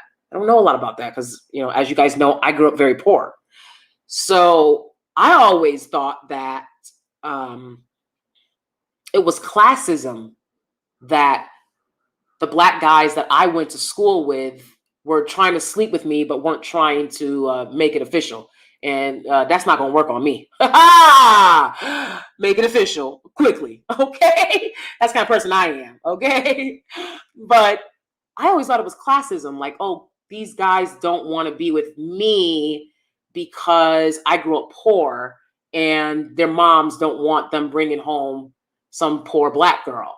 But I think what you're saying here is even when at the top, just at the top period, it looks like these men just really want to date out. Just really want that validation of dating out. You can believe it or not. I don't feel any validation from my interracial relationship in terms of like who I am. I am who I am because I am who I am. You understand? Okay, I promise you, my husband did not make me. I was made. Okay? But I do believe, and I've said it before and I'll say it again, that Black men date out for validation. And it looks like when they at the top, it's just what they gon' do. That's what it looked like. So that's interesting. Melinda says she agrees with Nagon. Okay. Mokamami says, growing up in that Black boule culture, again, that's the boule culture. I got to look more into that because that's something that I've been hearing about a lot lately. But have you done any lives or any videos on the boule cotillion cultures and whatnot? Because I would love to know more about that, Mokamami. They would say they would rather have white than Black excellence. Most of my male cousins have non-Black ex-wives. I'm sorry. He said non-Black ex-wives. They better get those marriage rates up. Oh, Lord. They trying to prove something. These dudes be married for 3 to 5 years. Come on now. Melinda Sadler says, I think you just have to find your tribe, so to speak. I'm a blurred. I talk to a blurred. I stopped trying to pick someone based on what others think. Excellent. Excellent. I love that, Melinda. Yes, you see, yeah, I mean, because you were talking about studying this or that. So you definitely give me blurred, and I love that. I love that. I'm clatchet. So I'm looking for classy ratchet. Okay. I'm looking just for good people. Honestly, that's what I'm always looking for. Just good people. Alexander Brandon says, did you know that Japan was once named Tsushima? No, I didn't know that. But I don't know if you've heard me before, but I talk about me and my husband visiting Japan. We just have such a large respect for their culture. And their history and everything. So that's interesting. I didn't know that. Thank you, Alexander Brandon. Are you from Japan? Everything that happened in the Ghost of Tsushima game happened in real life. Alexander Brandon, where's your family from? I ain't played Ghost of Tsushima yet because this fool hasn't gotten me my PS5. Don't even get me started. Don't even get me started. I was supposed to have it last year. I'm done. I'm livid. I need that PS5. God damn. All right, but thank you for sharing that because that's the first game I'm going to play when I get the PS5. My husband won't let me get the PS4 because he's like, no, you gotta get the PS5. I'm like, dude, it's been a year. Okay. I need that game console. Shit. But that's very interesting to know, Alexander. So thank you. Yeah. Like I said, I can't speak enough about how interesting I find Japan overall, the people, the culture, the history. I absolutely love it. I'm gonna be honest with you. I wouldn't mind living there for at least some time, But I know that they don't just let anybody go there, okay? All right. It's very difficult to be there. I understand that. Okay. Naima says, I jumped on YouTube for fix-its and cooking channels, and then I discovered the underworld of right, yo! I was on here having the time of my life. I was like, ooh, there's so much to learn. And then what do I come across? TS. And I was like, what in the hell is this? And the first, you think it's a joke. I think most people, when they first came across him, were like, this is a joke, right? Like, you can't seriously believe because you had Dave Chappelle's show, and, you had these types of jokes where they were really doing a lot of comedy off of Black women and stuff like that. You think it's a joke. You have no idea this guy is serious and is building a legion of hate-filled people to spew this stuff online. And, my husband said to me, he said, whatever you do, don't read the comments. That's one of the first things he said to me when we were like looking at YouTube together, when we first started dating. And of course, what did I do? Read the comments, because I was like, why would you say don't read the comments? I see comments like on you at the time I was on Yahoo. And I was like, I see comments, sometimes they're good, sometimes they're bad, whatever. I mean, these comments were so atrocious. They were so misogynoir filled. I couldn't believe it. I could not believe it. And of course, you see it today, right? And I'm a content creator, so I've gotten the worst of it. So, I mean, it's so sick. Cosmic Journey says, I'll be honest, I mainly watch gaming channels. I unsubscribe to a lot of channels. Oh, cool, Cosmic Journey. I'm going to start a gaming channel because I can't promise y'all that I will continue making, this type of content as my life grows and I evolve. I'm going to continue focusing on doing what's best for me. But I always want to interact with my, social media Steelies and stuff like that. So I'm definitely looking into making a gaming channel. Absolutely. And I feel you on that. I feel you on that, Cosmic Journey. Uncle Mommy says, Black women have to find their currency when it comes to dating, period. I am a sporty spice, so that country club scene won't work for me, but I still married well, circulating in athletic circles. Very nice. Very nice. Yeah, absolutely. I mean, it's money everywhere. It's money everywhere. And that's why, Percy, shout out to Percy. He's not here today. But Percy, he likes to go hard. He likes to represent for blue collar guys. And I'm like, there is money. I mean, I'm not saying to do everything for money, right? But we're talking about resources. We're talking about provision. You can find that with a blue collar guy that works hard, has his own business, is looking to build and grow. You can definitely find that. These guys work hard. And I think that men that work hard should be the men that are celebrated. Period. That's it. Just men that work hard, not men that troll women, and you're not going to be celebrated over here. Just men that work hard and know how to provide and protect. That's it. Gamer girls are winning right now. Those gamer meetups and even wearing the t-shirts and bags will get you approached. That's why the femininity thing is relative to the woman.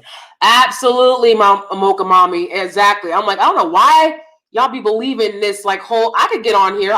You guys know I love makeup. And I actually don't wear a ton of makeup, but I wear it very strategically placed. I don't wear a lot of foundation so I can keep my skin clear. But I love eyeshadow, right? And this notion that you can get all dolled up and talk like this and talk like that, and some guy's he's gonna fall in love with you because you just seem so. They actually have a word for that. This made up voice that men are very well aware that most women that speak that way are putting on the front. Did y'all know that? That's what I'm talking about. You got to know stuff. There's a word for it. I can't remember. I have to ask my husband later. But there's a word that people use to describe how women, specifically non-Black women, okay, use this kind of baby voice, And I've worked with people who when they were talking to me, they were talking to me like this, and there wasn't any problem. But whenever we get around, so they had they were in their higher register, to be sure. But then we would get around other people, men, and this person literally starts talking like this, and she's talking like this. I'm like, oh my God,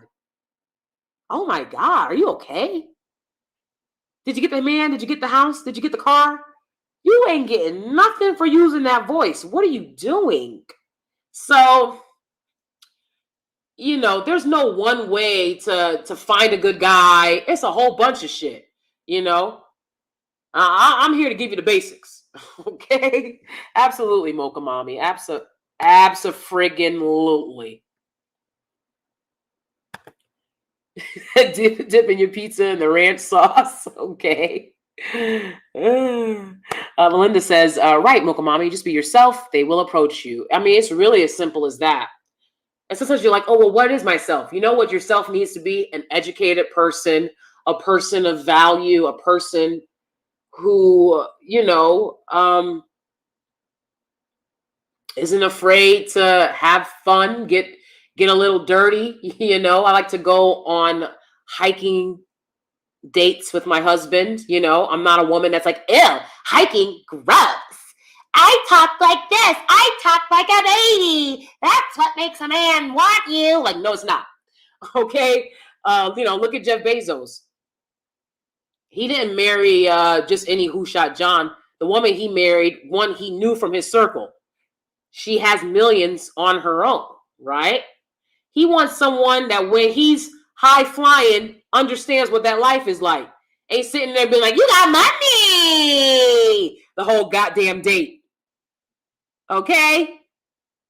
So there's a lot of ways that you can meet a lot of different guys and be yourself. Just pour into yourself. Can't pour into others if you don't pour into yourself. Pour into yourself. Absolutely. Y'all know the deal.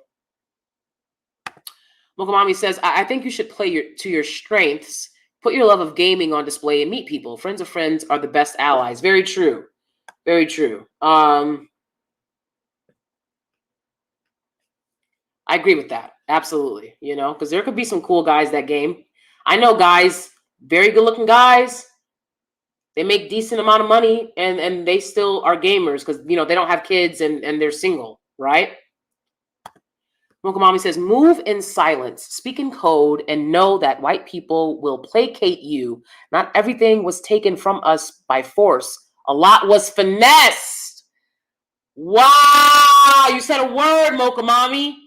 You said a word. Thank you for that. Thank you for that. Well said. Well said. Shawnee, what's up? Good to see you. Thank you for the flowers and the heart. Aww. Melinda Sadler says, oh, yeah, the most racism I've experienced from white people has been covert. Thank you. Covert. See, not everybody is as blatant as y'all are.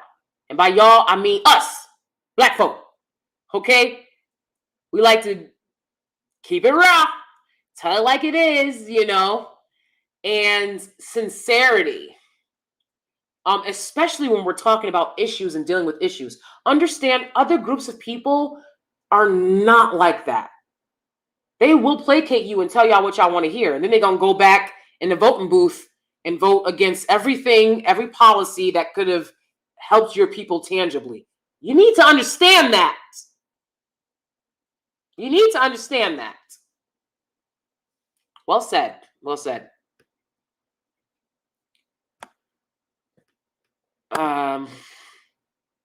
Facts, Mocha. They didn't want the churchgoers because it wasn't easy access. Men should be honest about that. Exactly. I was very religious. I made it clear, certainly, and when I was 18 to 22, I made it very clear that, like, I wanted to wait and all that shit, right? And guys hate that shit. These guys, they were not checking for that. They wanted somebody that they could hook up with in college. Bitch, nigga, I'm not in college. I didn't work my ass off to be your stroke practice, bruh. It's not gonna happen. Now, ha. And so how they get back at you for that is you're not the ones that are chosen, right? They don't want to date you because they want to lay up. I wish I knew that when I was going through it, instead of just feeling like I'm not one of the desired women, right? It wasn't that it's not that you're not desirable or desired. They don't want the classiness and the virtue that they lie and claim to want. They actually don't want that, right? Because they want stroke practice. So, Oh, Alexander says, I'm not from Japan, but I knew from a channel on YouTube. Oh, okay. You sound from South Carolina. Okay, that's what's up. Carolina. My family's from Durham, North Carolina. All right now. All right, that's awesome, Alexander. Melinda says, it's called vocal fry. Thank you. I don't know if I'm spelling it right, but the way Kim Kardashian speaks. Thank you. They know y'all lying when you sit there and talk so, and Kim Kardashian's got that Valley girlness to it, right? So I'm telling y'all, literally this woman who would talk to me right here when we got around other people, more people, she was talking up here like a baby. I couldn't believe it. She's like, I just want to say, I'm like, why are you sounding like a baby? Get help. Anyways, and then Kim Kardashian does that like Valley Girl thing with it. So she's like, yay. I think she calls him Yay. And then he changed his name to Yay. Yo, I read something. He wants to get his wife back. I don't know. I'm going to do a video about that later. Ha! Ha! Ain't that the way it go? Ain't that the way it go? When you cheated, girl, my heart beat it, girl. Okay, ain't that the way it go? He took her for granted, ranting and raving, the mother of his 4 children. Yay, Yeezy. And then was like, yeah, let's get a divorce. I don't care. Started dating before her. Now she's dating Pete Wentz. Now she's dating a white guy. Now he wants his family back. Ain't that the way it go? And she doesn't owe him that. She doesn't need him for the money. You know, it would be something that she probably do for the kids. But how was him walking around dating supermodels? How's that helping their kids? Now he wants his family back. What a joke. Unbelievable. Unbelievable. A lot of gamers are traders, low-key, and finance guys. True, very true. Exactly. My husband, he's no longer a gamer. He taught me how to game during quarantine. That first wave of quarantine, because we couldn't go anywhere and I was going crazy. He taught me how to game. But he does not game anymore because he's too busy, and he knows that he would game forever and just ignore the hell out of me. So shout out to my husband for not gaming. I think, you know, if you don't have the time to devote to your woman and your job and game health, you know, a healthy amount, then you shouldn't. You know, a lot of people don't like Cyberpunk. You know, they're like, oh, the glitches. You know, y'all didn't care about Kevin Samuels' glitch, though. Anyways, I didn't care about the glitches. I'll be honest. I was so stoked for that game. I mean, I waited like a year when I found out. My husband showed me, because like I wasn't a gamer. He showed it to me, and he was like, it's coming out next year. And of course, it just kept getting pushed back. And he, you know, my husband was a gamer, so he's like, they're pushing it back because they're not ready. They're not ready, you know. And I was like, who cares? It's a game. It'll be fun. Oh man, it crashed left and right. But I had a great time. Up until that point, I hadn't played Mass Effect yet. So up until that point, I never played a character that I could create and make look like me. I just thought the game was so cool. I have no problems with it. I love it. I love that game. I can't wait for the expansion pack to come out. It's going to be amazing. But again, when I'm playing Cyberpunk, sometimes when I'm playing The Witcher, I can get carried away for, you know, 3-4 hours. But usually I only game. I mean, you know, I'm an adult woman. I think it's fun. It's interesting. But I usually only game for like an hour at a time. So I'll probably game like an hour to 2 hours, 3-4 times a week. My husband can't do that. And that's what he told me. He was like, I can't do that. I would obsessively game, and that would be it, you know? So because he knows that, he doesn't game. So I appreciate that. But my husband is also in finance as well. Facts. The Manosphere is talking about SMV. When I hear that, I get Ultra Men, who's all about what's SMV? I don't know what that is. I don't know what that is. I'm sorry. I'll look it up. Okay. Mass Effect. Oh my goodness. My husband was like, you have to play that. So, you know, again, I don't know about any games. All I knew about was Nintendo, Mario Brothers, you know, playing Mario Brothers on Nintendo, playing Sonic the Hedgehog on Sega Genesis. Okay. And fighting games. So I was like, Mortal Kombat. You know, I love Mortal Kombat. Black folk love Mortal Kombat. Mortal Kombat! You know, I knew more about Mortal Kombat than he did. So he was impressed by that. And then Megan Stallion came out and she was talking about Mortal Kombat. They put her on, you know, to promote the game and stuff. And I was like, oh my God, I got to get Mortal Kombat. So I got Mortal Kombat.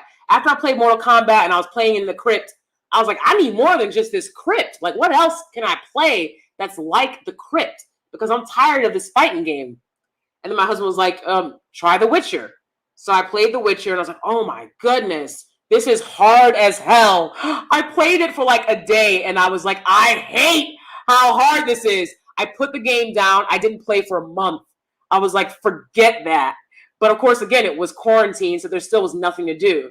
So I went back to it, played The Witcher, played Red Dead. Is it Red Dead? I was going to say The Walking Dead. Red Dead Redemption. I was going to say The Walking Dead. Started playing Red Dead Redemption. The latest one, you know, I think it's 2, Red Dead Redemption 2.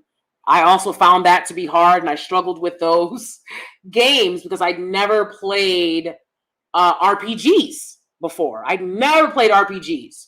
So the RPGs, getting to learn them, that was hard.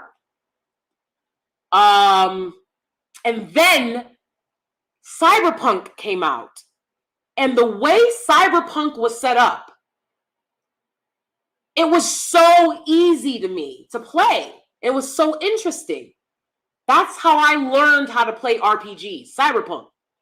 So I was obsessed, absolutely obsessed and in love with Cyberpunk. After I finished Cyberpunk, I went back and played Red Dead, killed it, went back and played Cyberpunk again on the next hardest level, right? Because I was playing it on like easy, because I sucked. Then I went and played Cyberpunk on average, and I was able to play and win and defeat it and shit. Just kept learning and growing. Went back and played The Witcher. It was better than ever. Got those expansion packs and ish. Like, yeah, there's so many games. Then I started playing GTA. I think it's 5, the latest one, GTA 5. And I was absolutely traumatized by that game. I still have not finished that game. One, I can't do the goddamn helicopter. There's like a helicopter I'm supposed to fly the building. I still have a hard time with helicopters. I'm doing Far Cry right now, and Far Cry's got a lot of helicopters and shit. I don't even bother flying them. I have a hard time with the fucking helicopters. But I was doing GTA, and I was like, this is the most traumatic experience of my life. This is so traumatic. Like, it's just, like, how could y'all sit here and play this game and they, showing black people like hood life like this, I was like, this is crazy. But it is what it is, I guess. But yeah, from there I went on and started playing a lot of different games, stuff like that. But even now, I'm playing Far Cry, and I just want to play Cyberpunk. Oh, also all the Assassin's Creeds. Love Assassin's Creed. But it does get very grindy. It does. The Assassin's Creeds, it gets very grindy. It gets very same. It's too much. Anyways, I'll talk about that stuff later when I make my gaming channel. Mocha says, my spouse games and is in cybersecurity. He beta tested for Activision for Call of Duty Black Ops. Games are ways that industry guys connect. Ah, very true. Very true.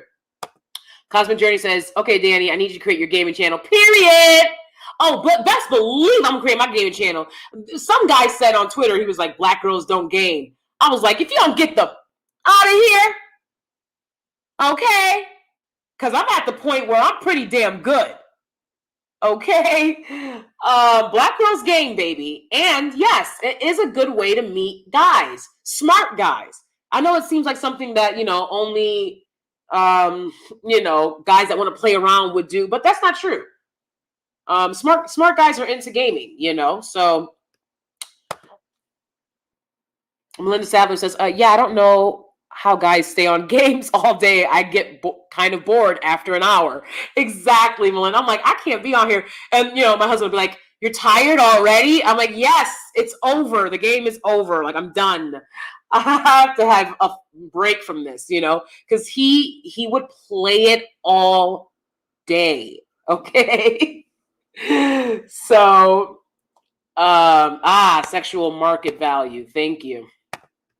I thought it was like S&M or something. I was like, what's S&V mean? Okay. Mortal Kombat. Right, exactly. Yeah. You know what? Even when we were playing Mario Brothers, we had Nintendo Wii. And we were playing Mario Brothers. This was years ago, before quarantine. And I would play it, every now and then. But I kind of miss it. I'm going to see if I can get Mario Brothers on my Xbox, because I kind of miss it, to be honest. I couldn't figure it out because I just was never really good at games. And then when Cyberpunk came out, that changed. Like, I got so into gaming. So for me, Cyberpunk is just always going to be like the greatest. A lot of military and defense contractors game too. Programmers and developers are big gamers too. My husband has a whole team of ex-military tearing up these little kids. Oh my God, that's hilarious, Mocha Mommy. That is hilarious. I cannot. Oh my goodness. Just tearing their ass up. You know, my husband did that to me when we were playing Nintendo Wii years ago. We were still dating. And I was like, I know you're not going to beat me. Like, I was like, I know you don't think you're just going to sit up here and beat me. And he did. He beat me and he laughed. I was like, ooh, you really played yourself on that one, bruh. Because, see, all bets are off now. Okay, I could not believe that shit. He was laughing at the time of his life. How dare you beat me? Okay. Shit. Yes, I love RPGs. Of course. Yes, we love Squid Games. You know, black folks say Squid Games. We love Squid Games. Absolutely. So it was a really great show. I talked a little bit about it in my video about Chrissy Teigen throwing a Squid Game themed party. So check that out, Naima, if you haven't checked that out yet, if anyone's interested. But yeah, Squid Games is really good. It's one of the best shows that I've seen on Netflix. So it's really good. Do you remember the Mortal Kombat film? Of course! That's why we love it so much. Your soul is mine. Like, that's all we did growing up was like watch that movie and like, and it's so funny because I've talked about that before on this channel, right? It's like a lot of things that guys think are nerdy, right? Like I never called myself a blurred, even though I saw all the Star Wars movies. I watched all of the Star Treks, okay? From William Shatner to Star Trek Voyager, okay? From William Shatner to Captain Picard, Next Generation, Deep Space Nine, Star Trek Voyager. We watched all of those. My mom loves Star Trek. Like, we didn't consider ourselves nerdy because we were watching that. It was just what we did, and then for people to be like, oh, like black women don't like nerds and stuff. I'm like, a lot of things that people consider nerdy, black women do inherently. We love video games. We love nerdy movies and film and things like that, right? So that's why I think it's so interesting when black women feel like, oh, well, I won't have anything in common with a nerdy guy. You'll probably have more in common with a nerdy guy than you think. Like my husband thought that I was like some type of nerd or something. I always use nerd in a good way. You guys know that I love education, but whenever my husband hears it, he thinks of it as people calling people nerds in a bad way, right? But I mean it in a good way. But my husband was like, oh wow, like you're nerdy too. And I was like, what? No, I'm cool, baby. Okay. Like it's cool when I do it. Okay. So that's what I'm saying. Like a lot of black women, like, get to know smart men because you guys will have a lot more in common than you think. Absolutely. The first world. It was deliciously bad, Alexander. It was deliciously bad. Okay. You cried watching it, Squid Games? It's so bad it's good. Thank you. It's so bad it's good. The fuck? I cried watching it. You talking about Squid Games? I know you're not talking about Mortal Kombat. Even though I probably cried watching that the first time too, because I used to cry all the time for anything. Yes, Star Trek. They made a game called Crab Game based off of Squid Game. Where? A video game? A video game or just some type of game? That's interesting. There are cool nerds. Yeah, you have to give people a chance. Exactly. And a lot of times, again, I feel like nerdy people, like, I'm a nerd. My husband, he'd be like, what do you know about this or that, right? He's fucking nerd. He'd be like, what do you know about Star Trek? And what do you know about, something nerdy? And I was like, boy, and then I would show him I knew more than him. And he's like, whoa. I was like, yeah, gotcha. Oh, I know a lot about it, okay? Yeah, definitely got to give people a chance. Squid Games, I cried. Oh yeah, me too. Oh yeah, yeah. Because I mean, as as abstract and artistic as it is, it's rooted fundamentally in the human experience of trying to live in a capitalist society, and it's fucking hard. And life is hard. It's a constant reminder of how hard life is, and they do it so brilliantly. Yeah, it's a great show. Absolutely great show. I'm looking forward to season 2 very much. Um, it kind of reminded me of Game of Thrones, to be honest, because they weren't afraid to take out some of your favorite characters, and you knew that. Right? Like they can't all survive. This is Squid Games, baby. Squid Games, Squid Games. They're not gonna all survive. So I mean, it's such a great show. Such a great show. Welcome Mommy says, blurs come in different forms. I am into history and sports. Men eat that up. If you ever see the movie Moneyball with Brad Pitt and Jonah Hill, the draft table scene is my marriage. Oh, okay. No, I haven't seen that, but I think that's great. How because I can see that you're into the history, but I think that's great that you're into sports like that too. My husband doesn't like sports. We like to work out and we like to be healthy and active. But he only did cross country growing up. I played volleyball, basketball, track, and softball when I was in middle school and high school. Played a little bit of volleyball in undergrad as well. I like sports more than him, but I'm not into sports like that. Like, I don't need to talk about sports with him. When I was growing up, I don't know if any other Black girl experienced this, but if I wasn't at church, I was at a basketball game, on Sunday. If I wasn't at church, I was at a basketball game. And I was like, I am so sick and tired of going to all these goddamn basketball games. Okay. But yeah, that's something my husband doesn't really know much about.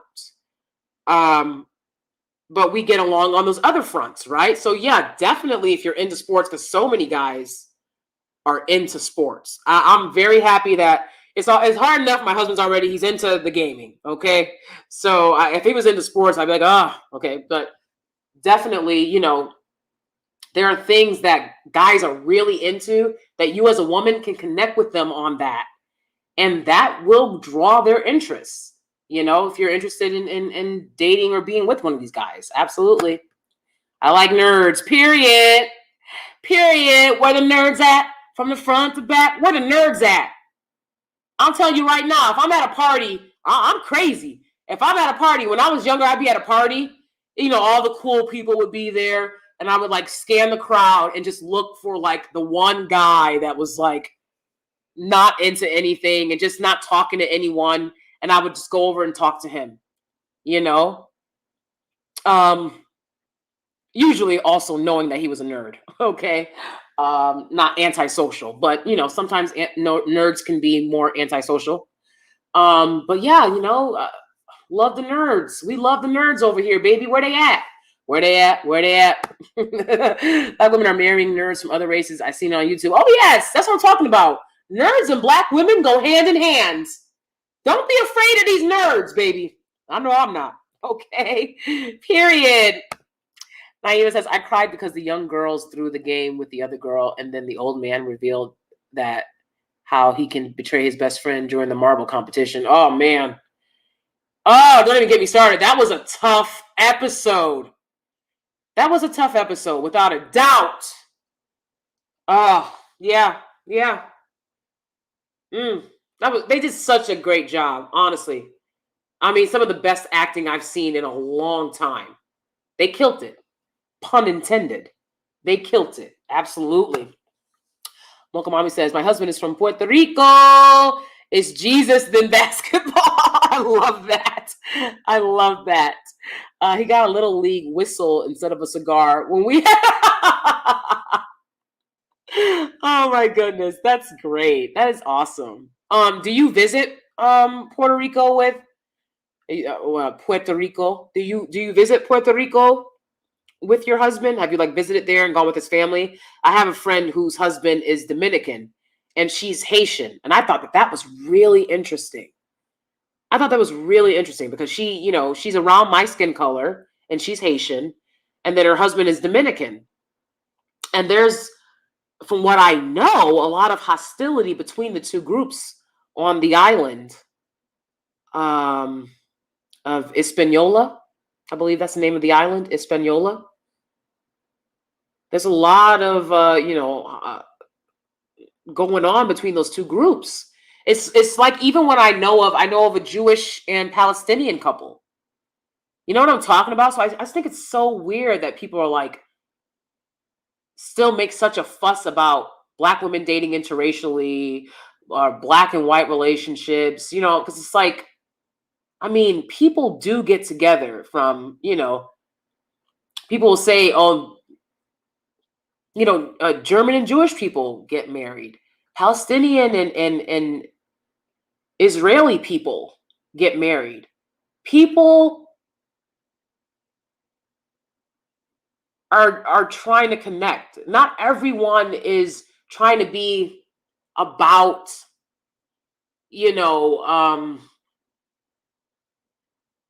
conflict. I want healing and growth, but I don't want to waste time about conflict. You know what I'm saying? Like, I don't want to participate in all the conflict and stuff, but I think we can still have healing and growth. So yeah, I just think it's so weird because it's like, we're all in this world. We're world citizens. I mean, why are people so pressed about when two people from different cultures or different races or different ethnicities and different backgrounds, when they decide to get together? It's not your relationship to judge. It's not your relationship to make judgments about, Music blurs are sexy to me and usually in bands. Oh, that's interesting, Melinda. Because I never met a band guy. I've never interacted with a guy in a band. So that's interesting. And like music blurs, like guys that know everything about music and stuff like that. You're right. I think that's very interesting. So I love to hear guys talking about it. When a guy knows a lot about music and the history of music and things like that. Yeah, definitely. Local Mommy says, yes, we visit quite a lot. My daughter is a great shortstop and plays there too. Oh, wow. She loves softball a little more than Jesus at this point. Pray for Mocha Mommy, y'all. Oh, Lord. That's so great. Wow. And I'm going to be honest, I think Black women are some of the best. I mean, well, your daughter's biracial, but, biracial, Black women, women of color, I think they are some of the best softball players to do it. Okay. And I play with a lot of really great white girls that can play softball. But when you get one of these Black girls on the team that, that they really can take over with that athleticism. Absolutely. I love softball. I think it's just really fun. It's really great to play in the spring. And yeah, absolutely. Alexander says, I got to get Cyberpunk and Ghost of Tsushima. Yeah, don't you have Ghost of Tsushima? Yeah, you definitely got to get Cyberpunk. I got to get Ghost of Tsushima too. But first, I need to get that PlayStation 5. I need to get my hands on a PlayStation 5. So if you're a super rich person and you hear this podcast and you want to send me a PlayStation 5, do send that to me, because we can't get our hands on it. It's like we saved up to afford it, but we can't get our hands on it. It's just so hard. They sell out as soon as they, post these damn PlayStation 5s.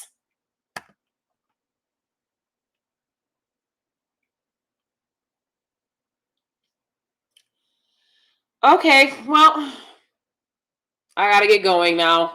4-hour live. 4-hour live. I had a great time talking with y'all. Really appreciate it. We talked about a lot. We had a lot of fun, and you guys are great. A lot of great audience members. We had differences of opinions, but we can move past that to a basic understanding of knowledge is power, and do not be flying these dudes out, okay? Period. All right. So thank y'all so much for being here. You guys rock. I really appreciate you. Thank you so much. Thank you so much, guys, for being here. I really appreciate y'all. Thank you. Okay. Period. I'm gonna have to get one. Okay. Thank y'all so much for being here. You guys rock. You guys are awesome. I will see you guys next time. Mwah!